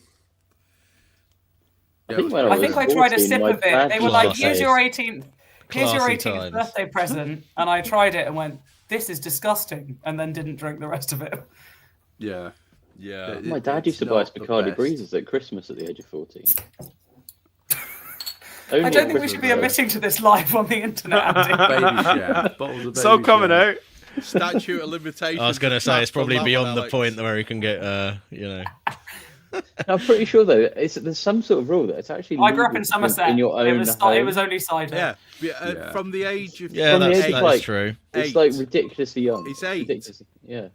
Because Oscar, It's 8, yeah, it's really young. so my son Oscar, he comes down to the shed with me when I'm barbecuing, and he pulls me a beer, and he's 10, and I always notice him going and having a little nifter, and it's like it's legal, it's fine, But Abigail, my daughter, she's only 6, so she's not allowed. Well, my daughter, who's also 6, asked to try some whiskey. Whiskey. And what did you think of it? Straight in. Well, Obviously, isn't that just obviously I rescue didn't let her, remedy? Alex. She's Yeah, but only it's just 6. rescue remedy. Yeah. I used to have a little. You were crying. You had a little drop of rescue remedy, Back's rescue remedy, under your tongue. Yeah. Sort of. And I'm pretty sure that's just booze. Yeah, it is pretty much. Oh, and Well, I give whiskey to Matthew, and he's got a wee tickly cough. You know, when he keeps coughing, I'm like, "Here, get it down you," and he takes it, no bother, and it just kills it. He's like, Oh, that's a good shit. You know what? Yeah. I had to look this up just now, and all right, it's from the Sun, so it might not be that reliable, but it says in England, Scotland, and Wales, it's legal for children between the ages of 5 and 17 to drink some alcohol at home. 5. Yeah, 5. Well, shit, I need to get Abigail trained on impies. This could speed up Yeah. the bedtime process no end, I think, if I get into this. Right, kids. Have you brushed your teeth? It's time for your double. we're gonna double get shot of Time for your vodka. shotgun espresso brew. I'm going to go and find a charger so that I don't start on my Post-dinner fourth beer routine of is the day. now a double Good whiskey shout. for the Go kids. on, Alex. It's all I good. just to call out, I was not drinking whiskey earlier. I was vacuum packing some salmon to cure it, and I did one. It sounds like a with- really convoluted excuse Yeah. for not drinking Yeah. whiskey, I doesn't did it? one with whiskey, and my daughter was like, "Can I try it?" And I went, "No." And then we poured it into the vac pack, and then I'm vacuum packing it, whatever, and I turn around and I just see her like scraping her finger around the measurement thing, giving it a try anyway. Well, I have to say, in all seriousness, obviously, I will abide by the law on this in every single way possible. But one thing that I will say is, God, not until it's 5. if you deny something to a child, it's going to become a thing. And I don't want alcohol to become a thing with my kids at all. So if Oscar wants to taste my beers and tell me what hops are in it, and he's only going to have a sip, I'm never going to say no to that, because I don't want it to be a thing. But I'm obviously never going to let him sit down with a stein of a 14% Imperial Stout. That's never going to happen. You have to look after these things. There has to be, you don't want it to be a thing. And let's face it, if you make it a thing, they're just going to hide it from you. So obviously, be reasonable with this one, guys. Come on, there has to be some sort of common sense applied here. Give them a big dollop of brandy butter with their mince pie, and they'll be fine. That's a great idea. That's I a used to good eat one. it with a spoon out of the fridge when my mum wasn't paying attention. It's good shit. Yeah, brandy butter is good shit. You got to set Oh, it fire is. to the cake. And first, didn't tiramisu you? as well. The flaming Christmas pudding. I saw Well, a tiramisu is the best. I know we're going off on a bit of a tangent here, but I have to say, Alex, have you tried? There was a recipe on Facebook Gonna go that I pee. saw, which was brownie with a tiramisu top. Oh my god, that sounds amazing. It sounds No, like I've my not. perfect dessert. If I find it, I'll send it to you. Please do. That sounded perfection for me. It's So just like, over the last couple of weeks, Andy and the rest of my UK-based colleagues have been. Our group chat has basically been centered around what is the best supermarket mince pie, and annoyingly, Aldi. I hate mince pies. I hate raisins. They are not for me. But I think Waitrose possibly is the winner currently, but not the mini versions, the big ones. This is how much they talk about it, because me, someone who does not like mince pies, now has an opinion on which one is the best supermarket mince pie. You've been dragged into the whole conversation now, even though If Couldn't give a I shit. don't talk about it, then I won't speak to them. you'd be ostracised for the rest of the day. Yeah. alienated. Yeah. I have Oh, to mince say pie that now. it is a common thing every It's like single people who year. don't care about football at work when they've got to like pretend that they support a team or something. It's like, I have yeah, someone that I have Arsenal someone I are used to doing go to well, aren't university they? with, who every year, I think he's retired this year, but every year he used to rate all the festive sandwiches from the supermarkets. Oh God, we had that at our work the other year. They were like, "We're going to do a leaderboard on the, the office whiteboard. special It'll festive be so sandwiches." exciting! Like we're going to rank it every week and see who's coming out on top." So He did full like paragraph can somebody reviews. just push me down the stairs now, please, so I don't have to bother having this conversation? Well, Alex, next time, and Andy, if you're ever in Leeds, which I doubt you are. Yeah, you should know. Yeah, we are. Yeah. Okay. We know Our Solar. boss lives in Leeds, so So we do if you're occasionally in go there. Leeds, okay, up by Leeds University, just literally directly opposite, weirdly enough, Alex, the chemistry department, Oh, there really? is there is a sandwich shop called Bakery 164. Go Okay. in there and get their festive sandwich because it's chicken, bacon, cranberry sauce with salad, and it is absolutely phenomenal. It is awesome. This is the bit where I tell you I don't like mince pies and I'm vegetarian. Alex is the worst vegetarian. I'm the worst vegetarian though, but that's I- okay. It wasn't I'm long writing after it I in met my Alex phone now. where I went to meet her in Southampton, and she was pulled up in a Tesco's car park, and I came and knocked on her door, and she was eating salami out the packet. Oh, rumble. There's no vegetarian alternative to salami though. There's I mean, nothing salty and I garlicky. guess that like is kind of salami. frowned upon in the vegetarian community, isn't So, it? Alex- Salami. That's But- fine. I'm just picky. I'm just picky. I don't really occasional- mind about the meat. So, occasional so, garlic. so Okay. basically, what you're saying is, and you have to look at this one. So I'm sorry if you're listening to the audio version. You're a vegetarian. It's one of them, right? Yeah. Yeah, I'm vegetarian. I eat vegetarian at home every now and again. If there was a vegetarian version of salami that tasted like salami, I I would don't think absolutely there buy is. that. You're don't think vegetarian there's where not. there's an alternative to the Have meat. you ever had vegetarian bacon? It's horrible. Yeah, it's crap. It's It's absolute disgusting. crap. I would not find a reason to ever eat that. Don't. Quite It's honestly, like it looks great. slightly It must dry look cardboard. disgusting. Yeah, Oh, it is yeah. pretty grim. I mean, bacon to be looks pretty perfectly grim honest. anyway, so vegetarian bacon, I can only assume. Yeah, is there is no if there's an alternative, I'll have the alternative. If there's no alternative, We can't gloss over Fair what game. Andy's just said. Bacon's a bit grim. No, the look of it is a Did bit you? grim. Oh, right. Oh, okay. Aesthetically. So aesthetically, it's a bit grim. All right, I'll give you that. Yeah. I'm gonna say you can leave the podcast right now, Andy. See, Jesus. I feel like asked both the of these. guys- If we're moving on to the last beer, I feel like both of these last beers are a mistake. If I have to get up at 6 o'clock in the morning to go and run up and down a zigzag with the rowing team. Massive mistake. I'd think about not Yeah. finishing all of them. It's a bit strong, this one. No, Sorry. I've done about a third of a pint of all of them, but they are very tasty. This last one Yeah, is same. syrupy Mate, almost. it's It's, smelling Yes. legit, Tricky. It's Absolutely ridiculous. Proper legit. Dipper. So, yeah, shall Very I clear. tell you a bit about it. It's super clear. Nailed Very the clarity. clear. This one. Clarity's phenomenal. Yeah, it didn't come out like straight away as I wanted it because I made a bit of a schoolboy error because I just followed an old recipe that I'd used before, which had some dextrose in it just to sort of get the ABV up. And yeah, with this being like a very attenuative, quite sort of drying yeast, it kind of did dry it out a little bit too much. So I had to kind of add a bit of maltodextrin back into it, like towards the end, just to bring it up a little bit.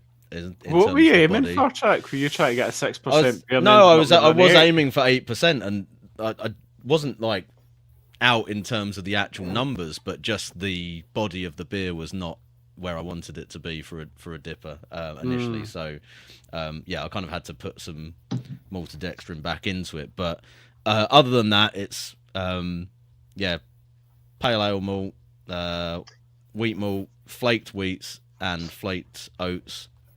A pretty roughly equal amounts of all of those, and yeah, initially there was corn sugar in it, and then I basically kind of cancelled out the corn sugar with maltodextrin afterwards.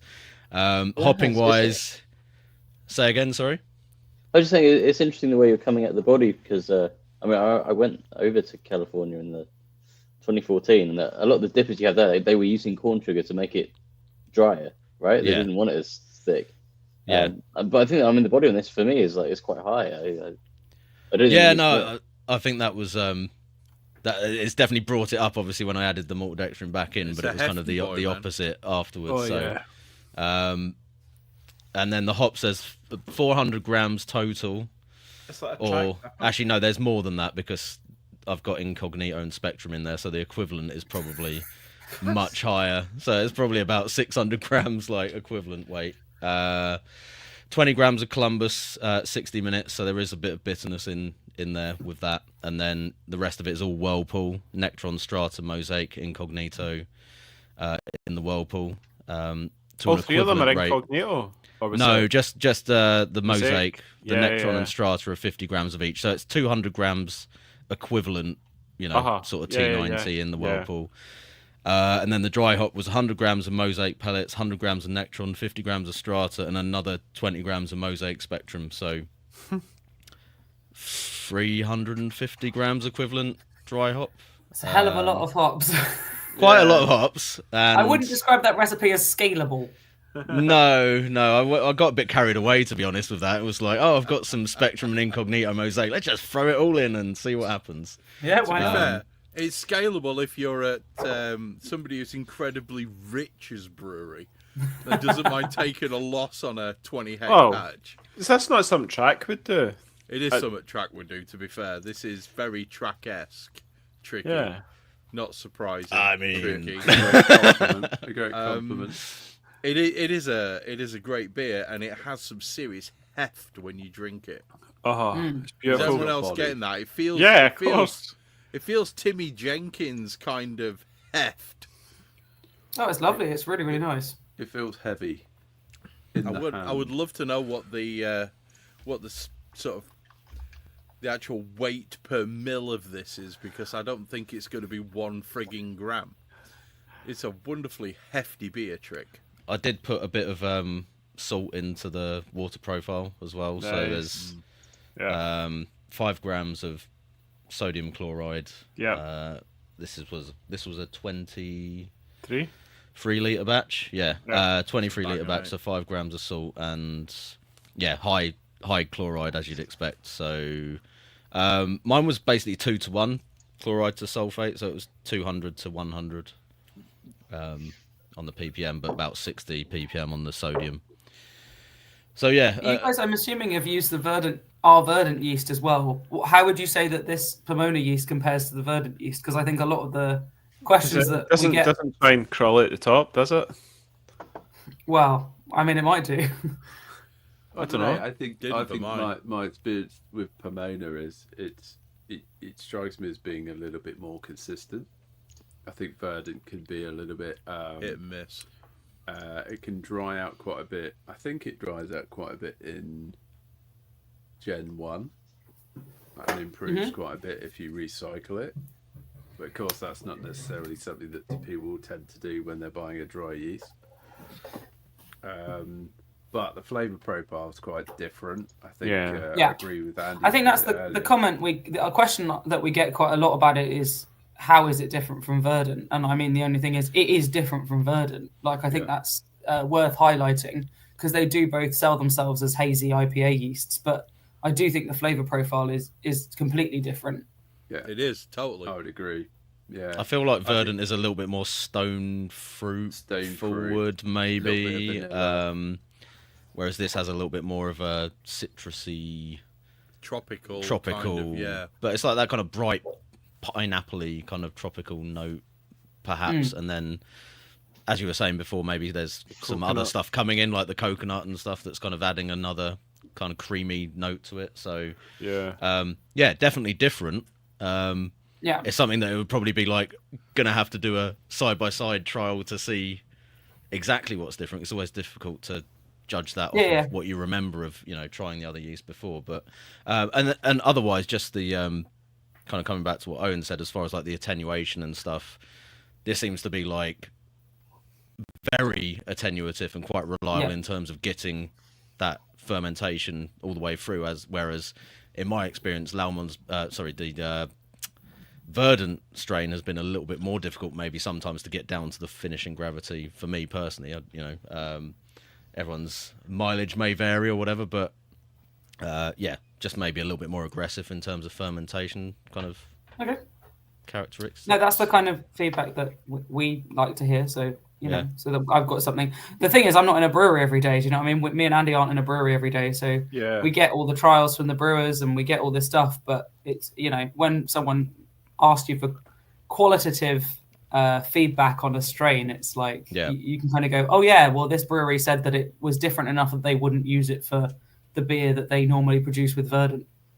Like, you can't produce the same beer with it. I don't have a lot of experience of using Verdant. I think I've only used it twice or three times. Can't remember.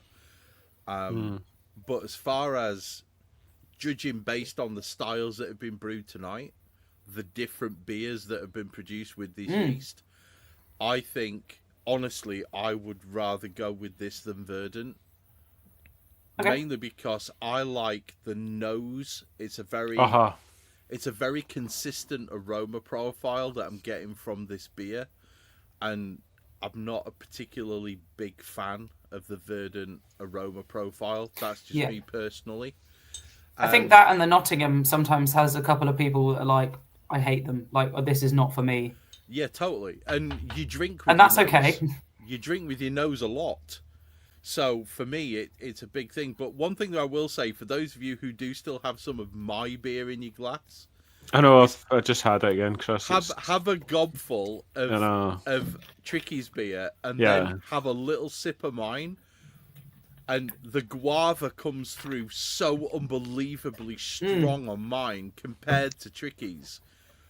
And I'm not saying it's in any way different. I just like to utilize strong flavors to null your palate to a certain flavor profile, and then jump onto something else so that you get. Most people will go from a baseline of null, but you're like, I'm going to cancel out all of these flavors by drinking something really strong. Exactly, and that's kind of how you see the things that you can't see, if you get what I'm saying. I really like mixing and jumping between the two. Like, jumping from Tricky's to Owen's is an absolute revelation in lime. Jumping from Tricky's to Andy's is a revelation in getting punched in the face by a pine tree.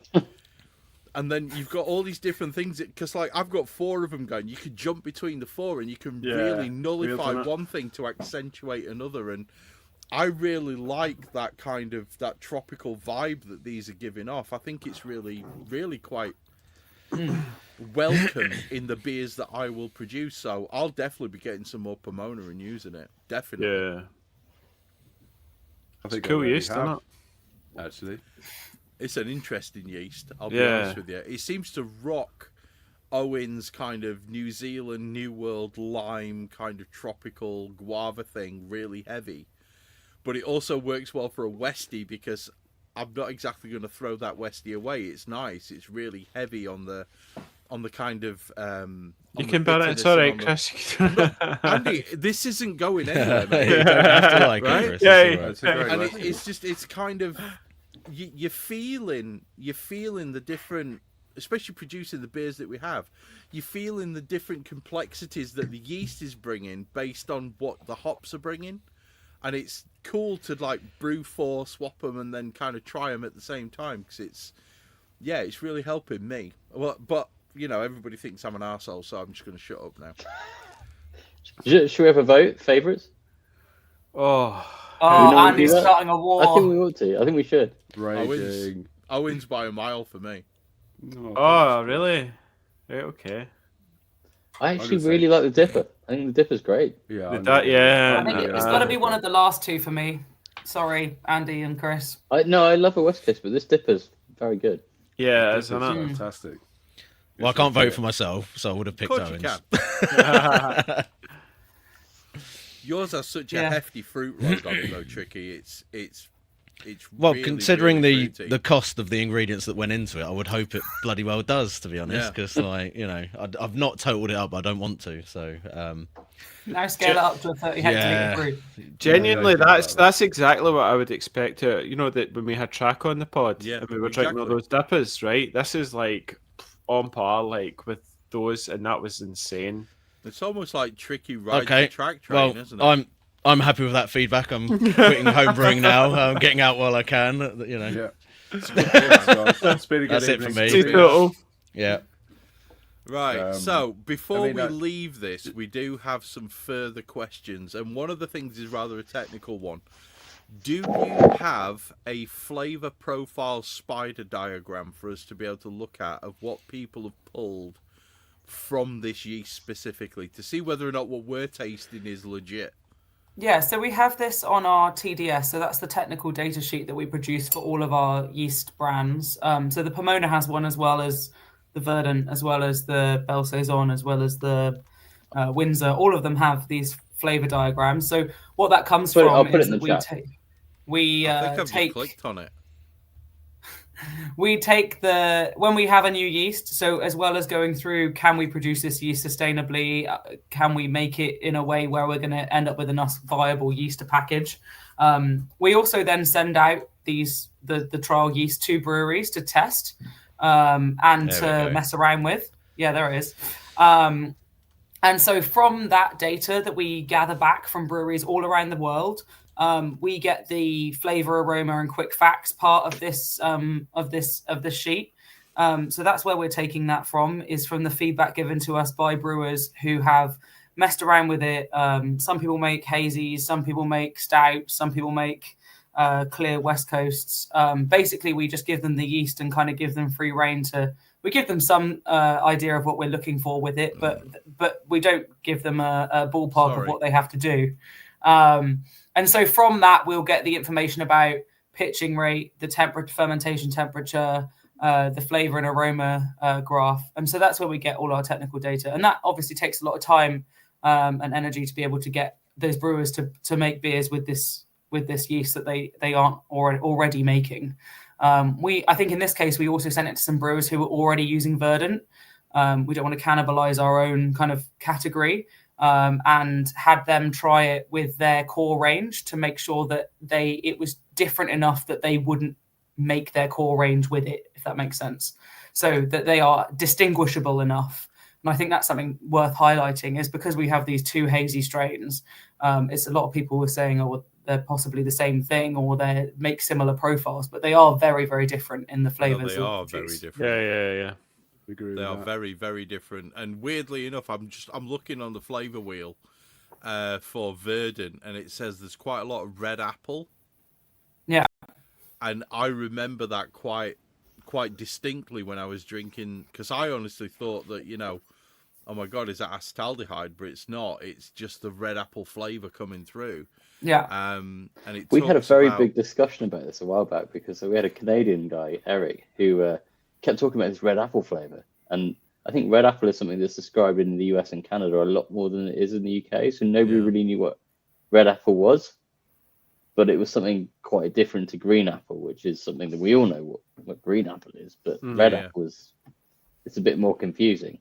Well, one of the things because I buy red and green apples for the house because my kids are weird and very, very spoiled. And one of the main differences for me is red apples tend to be more sweet and green apples tend to be more tart. Yeah. And from that, you pick up that one's much more acetaldehyde based and one's just generally tastes really, really sweet. And that's where I would justify the difference between them. And so those wheels aren't just a marketing exercise. They come from real life data that we gather from breweries. And even if, then we release them in the market, we do change what we think we're going to print on there based on the feedback that we gain from brewers that we send this yeast out to. For example, Philly Sour works really well on small scale at like a lower temperature, but then we sent it out to a bunch of brewers and we found that actually it doesn't work on commercial scale at that lower 20-degree temperature. So you do need it at the higher 30-degree temperature to get the lactic acid and then the fermentation. Is that because of the pressure, the hygroscopic pressure, whatever it is, because the tanks are so big? Is that what's causing the issue at commercial? I'm not sure. Andy might have more of an idea of what happened there. Go on, repeat the question. So it's sour. We changed the temperature recommendation up after we did the trials. Yeah, and it's the pressure of the tanks because I don't think it's pressure related. No, it's more that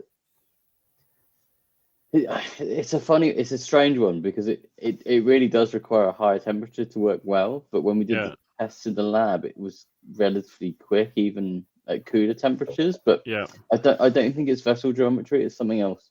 Okay. It's also a non-sac strain, so it's also not a Saccharomyces strain, so it is slightly unusual. So it behaves differently than we would guesstimate that it would. Yeah, because you can't recycle it, can you? No, you're making so much acid that it basically makes an inhospitable environment for itself. And you can try, but it doesn't outcompete other strains very well. So if you've got like a Philly sour strain there and you end up with something, let's say something like Nottingham, and it's there in a very tiny proportion, it will outcompete the Philly sour. Yeah. So it will grow much faster and you won't get souring because whatever else will be stealing the glucose and fermenting instead of creating lactic acid. Philly sour just turns the glucose into acid, and then it turns the maltose and the maltotriose into alcohol. The one thing that I will say about this is you guys are really giving us, especially for those fruity beers, the kind of the thiol beers and the New England verdant kind of strains, you're giving us a real alternative by giving us Pomona. I'm looking on the sheet. So if you guys look at the first link that I sent, everybody who's listening, who's on YouTube, have a click on the link. We'll include it when we post the actual edited version of this video. It does actually give you like a flavor wheel, and it gives you a real appreciation of what these different yeasts are going to bring to the beer. And it's good that we produce 4 very different beers, because the one thing that's standing out for me more than anything else is the aroma. The aroma from this yeast. And I wouldn't expect a yeast to give that much in the way of... Yeah, it's all up top. It's a high. I wouldn't expect a yeast to give you that much in the way of flavour, but I would expect it to give you a hell of a lot in terms of aroma. And the aroma is very, very different to almost every other yeast that I've used in terms of those real heavy tropical aromas. It's I'm not just saying this because you guys are on, okay? Please don't assume that I'm going to blow smoke up your ass when it comes to this one. But my God, this gives you serious tropical notes. If you can choose your hops correctly, and you can choose your fermentation correctly, and you can choose not Centennial. Not Centennial. Have a look at the biotransformation document as well, because that will give you a starting point for hop choices based on the terpene and thiols that you're looking for. Like that's a good place to start from when you're choosing them. Yeah, I would recommend Saz at 30 minutes, and I would recommend Pearl at 30 minutes. But this is a complete game changer when it comes to being able to. Everybody as a brewer, what we love is we love choice. Yeah. And this yeast is giving us choice. And that is, like, I talk constantly about the number of different combinations that we have with malts and hops and yeast and wort profile. And you're borderline, you're right up there, bordering infinity with the number of choices that you've got. This is just increasing that. It's making infinity bigger, and it's giving us more choice. But my God, if you want tropical fruit, why you're not brewing with Pomona, I do not know.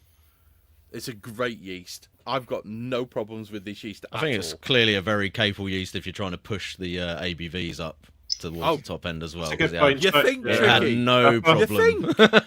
Also, both of those ones that came out are higher ABV with the hazy and whatever. Like, they have enough body to make you not... You don't taste that booze. Do you know what I mean? They don't taste sharp and unbalanced. Even this dipper is slipping down quite easy. Like it's yeah, both of those hazies. It's caused me some problems over the last few weeks, I will admit.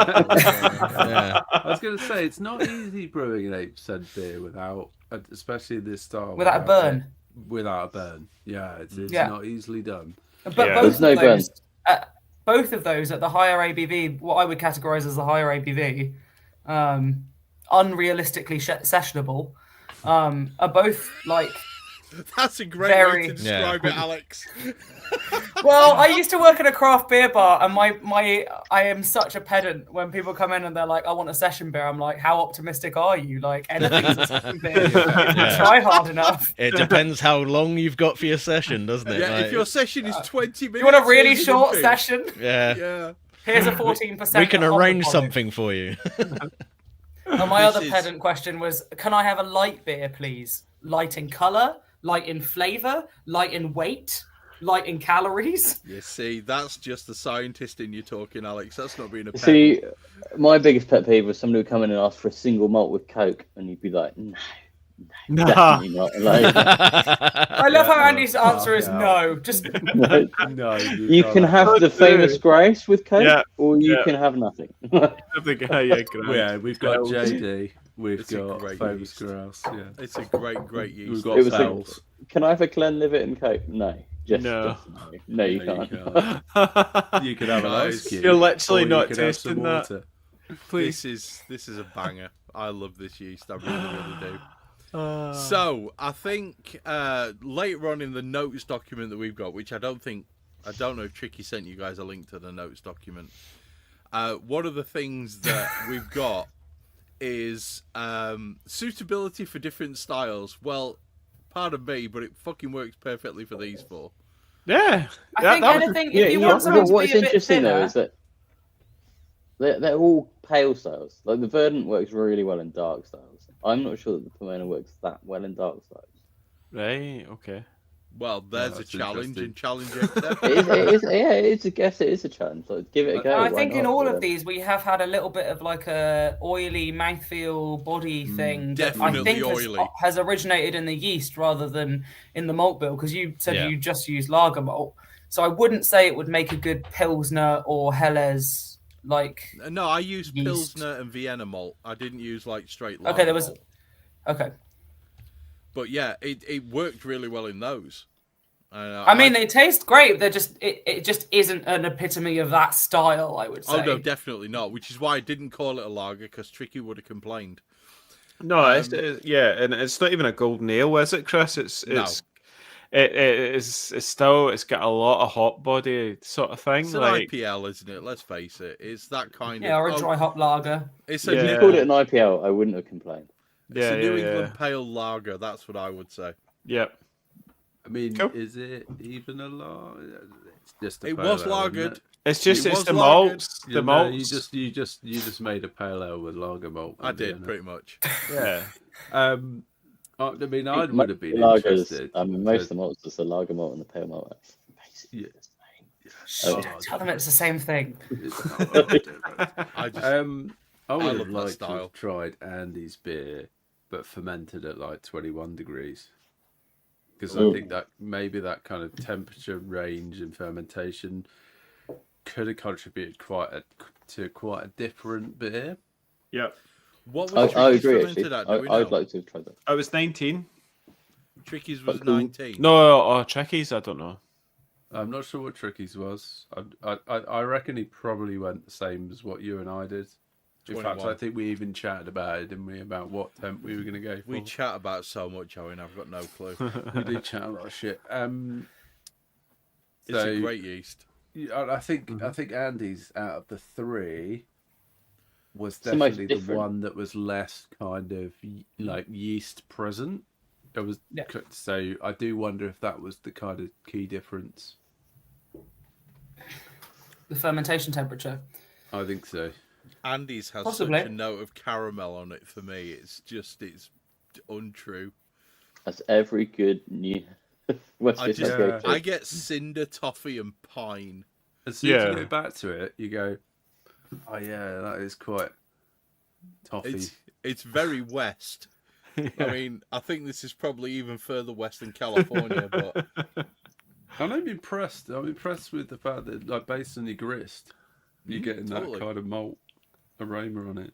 It's the crisp. It's the crisp Munich malt, which is meant to Oh, be, yeah. which is meant to be more of that kind of toffee sort of thing, or not toffee, but it's like the caramelized sort of. it's definitely cinder toffee, Andy. If you use Vermin, was it Munich malt? It's not like that. One thing I will ask at this point, and Sure. we've never actually asked this of the guests that we've had on, of the beers that you've had tonight, which one do you think was like the epitome of what the yeast would bring? Oh, that's a good question. Because you guys have clearly drunk a lot more beers with this yeast in than we have. So most of the beers that I've had made with it have been hazy styles, right? So like Hazy, yeah. the first two weren't hazy, and the West Coast is quite different to everything that I've had with it. So I'd probably suggest that Owen's is the most like Pomona like beer that I've had, but that it's so dependent on what other people are brewing, right? So you could brew anything with it. You could brew a stout with it. You could brew a bitter with it if you wanted to, but We've seen compared across with this the range, commercial Andy, we can brew examples. most things. Yeah. The commercial examples are probably closest to what Owen's brewed. I Yeah. think looking I at your would say. data sheet in terms of like what especially the aroma for me, characteristics where it was like, yeah, peach up front, citrus, tropical. It was like bang, that smells exactly as it's described, and then the flavour and aroma wheel just all tropical fruit. So Oh, Yeah. do you know what else? I haven't bottled it yet, but I actually used it to make a cider. Ooh. did you? Right. now? Pomona in a cider. I did, yeah. And see, when you look into it, it does talk about that you can use it in cider, I'm sure, somewhere. Mate, I Ooh. expect a bottle of that in my fucking post It's very just- soon. Just Did a you little did 1 you just gallon pitch, demi. Is that did you- official, Andy, or did the other Oh, Andy okay. just make that up? That it's also. What was the process, Andy? What was the I've process? never recommended it for cider, but I'm sure you could if Say. you wanted to go. But yeah, it went in a cider, which is in the garage. It just, what'd you call it? It was the apples, the orchards in the back. Oh, okay. Did it with that, and then I've just put it into a wee 1 gallon demi, and I pitched Pomona, yeah. So you pitched the dry yeast into it. Yeah. Oh, Andy, I'm excited about there's that. a really interesting guy that goes to my homebrew club who does this thing where he makes a beer, and then once he's racked that beer off, he goes and buys a whole bunch of cartons of apple juice, and he pitches the apple juice onto the yeast cake. And then I think he adds quite a lot of yeast nutrient. Yeah, I think you do need to do that with the actual, with the carton stuff. All Yeah, I've got to yeah. say is Alix is very close to Southampton. Maybe she needs to come to one of your homebrew clubs and try Right, one of you'd these. Be more than welcome, Alex. Yeah, Is 'cause it I in live- Southampton, I live is in it? Southampton, yeah. No, I live in Bournemouth, so I'm not far. Nice. I'm there. That would be Do it. interesting. I Yeah. accidentally infiltrated Worthing Homebrew Club at Beer No Evil with Gareth and convinced them. I came and chatted about yeast and all of this stuff, and then they were like, "Oh, okay, so yeast, there's a lot more influence than you think there is," and so then they all ended up brewing with recipes from Malt Miller. Like it was like the most basic malt bill. I think it was just Maris, a small amount of like British hops, and then everyone got a mystery yeast sent to them, so they didn't know what yeast they were going to receive. And then they all brewed a beer using the same malt, same hops. They had a variation on temperature, but everyone had different yeast. And some of the results were really, really interesting, actually. Yeah. Wow. The Kveiks are really interesting. Like they added a lot more dimension to the final beer than you would think that they would, like than some of the ale strains. What did you But yeah, think? it's a really- I'm a quite skeptic. I'm not. We actually played a game where we didn't say what the yeast was until we tried the beer, so we kind of tried to guess, which absolutely could have shamed me, but I did get most of them right, thank goodness. But the Kveik ones, I agree with you, Andy. I can absolutely tell when something's brewed with a Kveik. It has this weird orange flavour to it. Yes. That's nice, yeah. All the time. Yes. And I know that there are commercial brewers that use it, and they use it. They use it to cut corners on long chain fatty acid sort of. Yeah, there's some. It's like it makes orange, it. but it's like bum note orange. It's not like. It's all well and good. You can make a load of styles with it, but it I'm still with you on has this. that orange. Do you Like notice, do you notice a lower pH in it as well?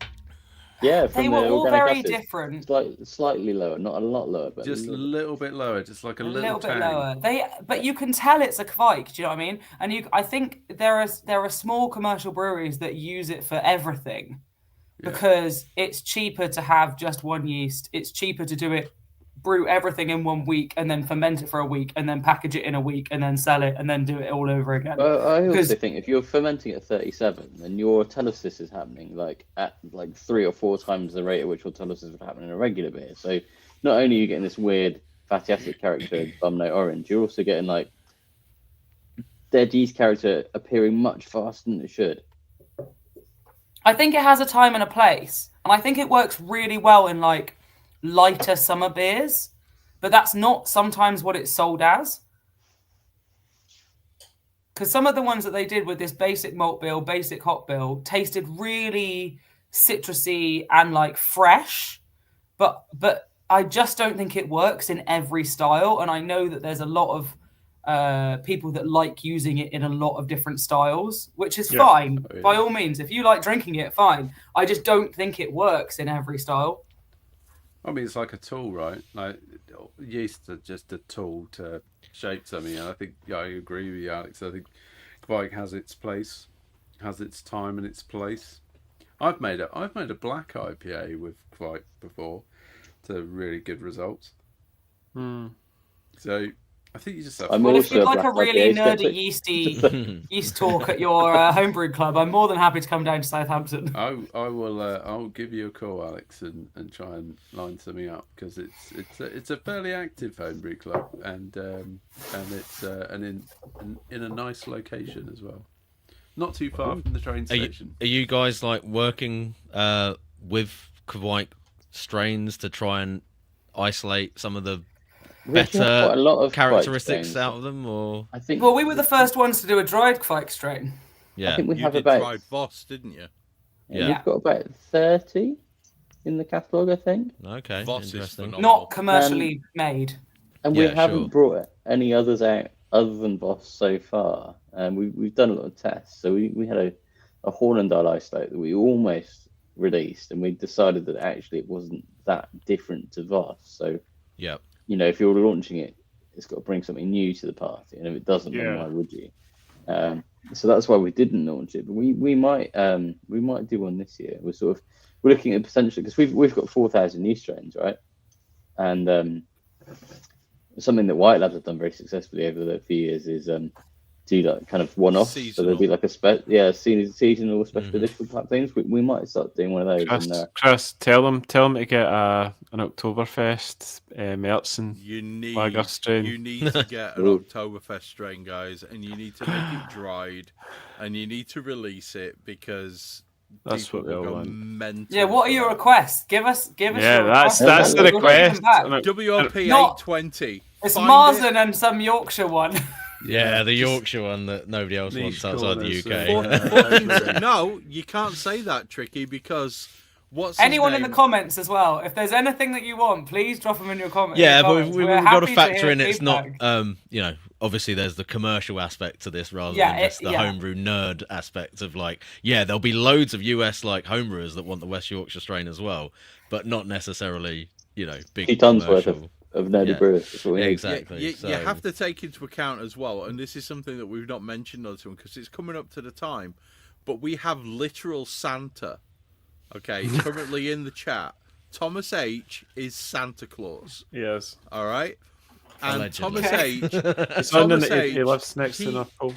he's so far I north, it's not apologise for even swearing now. funny. Yeah, he is. No You're getting presents. cold, Yeah. Alex. He's You were Santa anyway. Claus, and he wants West Yorkshire in a dried form because we've infected If him he's with. Santa, he can bring it himself. We'll get the elves to make it before. exactly. just- He's Santa. He can do Thomas- anything. He has a yeast Tom- drying facility. He's got elves that make Christmas presents.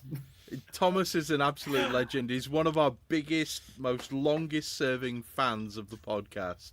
Yeah, He's well, an absolute dude. We managed to convince him to come over to the UK for Craft Beer Festival, and he proceeded to drink everything. And he's one I of can the just see nicest. things, but I don't know what's happening on my screen. He's one of the nicest blokes you could ever wish to meet, but he has a real thing for an English bitter. Specifically my recipe for persistently bitter, which uses 1479. And he would love to have, 15 or 20 packs of it in dried form so he doesn't have to keep buying the wet yeast, I think. But I If he personally, can convince 100 of his mates. I don't think that'd be too difficult. Maybe a few commercial breweries as well. Well, yeah, that that'd may be be good. more difficult. But the one that I would absolutely love is I would love Oslo in a dried form. Oslo, one of the No, Kvike who's- strains. Do you know? Oh, it's a Kvike strain. Ooh. Who He's makes one- it? Nobody really. You have to buy Nobody. it as a toenails from somebody. Yeah, But it's a traditional Kveik strain. Yeah, it's a stunner though. It's Like a a really, farmhouse really good one. Farmhouse, yeah. So Okay. it would So be like from funky. Wait there, Sweden. here we go. This Sweet dude's like in biology. Australia and he wants West Yorkshire and dried. Great. There you go, Good. Tom Carding. If we get enough people, you guys are more than welcome. International to market. There we go. Proving To it order now. 2 Some, ton and some distribute randomer in yourselves. Sydney wants it, so it's definitely marketable. Go. Sell. I would put money on. Hit the produce button. What's his name? I would be Go. surprised. Juggins. I bet Juggins would be quite, and he's a commercial brewer as well. I Yeah, bet Ivan. Juggins would go mad for West Yorkshire in Yeah. 500 gram. I've barrels. had these conversations with brewers. Actually, I've had conversations with brewers recently that are like, "Why aren't you doing X, Y, and Z research?" And I'm like, "Yes, it was interesting, and yes, it's cool, and to further the knowledge, that's great. But we are still a business. Do you know what I mean? Like, we still have to sell the product at the end of the day. Like, we can't all just do things for the fun of it. We do have to like sell the yeast. It And we I'm can't not just sell it giving takes to fun ourselves. out of it, though, doesn't it? I'm so not sorry. including West I'm Yorkshire sorry yeast, capitalism though. Where I can exists. get it?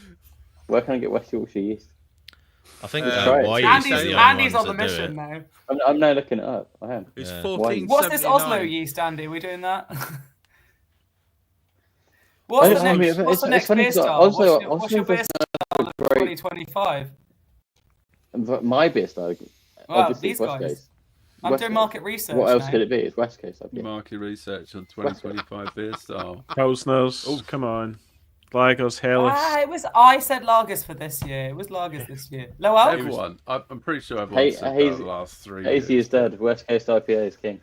It was definitely lagers this year. It's lagers every year, Chris. I don't know if you're aware. I don't think there's been a year where it hasn't been lagers. Alex, I'm a huge Pilsner, Vienna, Marzen Märzen. I'm a huge lager. Literally the only base malt I have in it. What about a dried version of the Augustina strain? Would that be? Dude, Oh, that'd be that'd cool. be mint. Well, we might be looking at a lager strain. It might not be the Augustine strain. but- Please tell me it's not a hybrid lager. You got Andy drunk now, and now he's telling you all the secrets. Giving away all the Insider secrets. No. This Should is do. why I had to Secret, be brought on as well. That's to, like, too rein it big in a a little bit. secret. We can't. Silence. Yeah, it's Stop. all secret. Guys, You should have sent him 2 dippers. Augustine is surely 3470, isn't it? Must be. Pretty sure it is, yeah. Must be. No. Which is he's advertising competitors' brands now as well. pretty much No, the 3470s classic go-to lager Vine yeast, isn't it? Stefan and Right, Yeah, it's a Vine bunch of Stefan. stuff. W, Yeah, that's what the which W is the stands university in Munich. Right, I'm sure guys. that's what it is. we could sit here and wax lyrical about this. Are you guys available to hang around for maybe half an hour and just sort of answer some questions in an after party? Sure. I mean, I've got to be up at 6 a.m. to go run up and down a hill, but we've already established it's going to be a mess anyway. So Good luck. Alex, I love you. You're awesome. Right. So I've just pumped out a link to the after party. If you want to join it, it is available. Do we have to go somewhere else, or do we stay here? No, we can't go in StreamYard. We can't get more than 10 people on StreamYard, so we need to jump to. Oh. there's going to be other people on video. Oh, hell yeah. Oh, okay. if that's Yeah. okay No with one you told me guys, what the no, you context don't of have this to. was. I didn't even realise it was live until about 5 minutes before when I was shoving pizza into my face. But do you know the Well, thing? it's a night of You've firsts. lasted well, Alex. That's all that matters. So, we normally jump to an after party. We have a bit of a chat because all the guys who are on the chat, they jump in, and like there's questions and stuff that come through, things that we've either missed or things that people just aren't willing to ask live.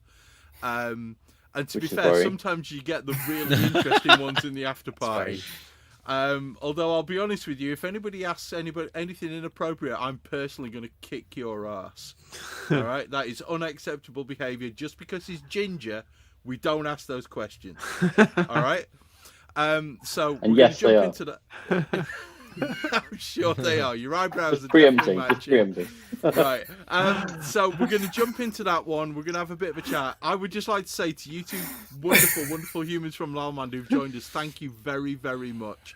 I hope you've enjoyed the beers. I hope you've seen what we've seen, which is a commonality, but also a real difference as well, which has been amazing. And I'm going to say it because I do every episode. Guys, this is episode 105 in the bag. Okay, we're done. We're in the bag. We're going to call it there. We're going to move to an after party. Alex, Andy, you're both awesome humans, and thank you for joining us and giving us the information that you have. You're welcome back anytime you want, Alex. You're basically a permanent fixture. They've replaced me with you.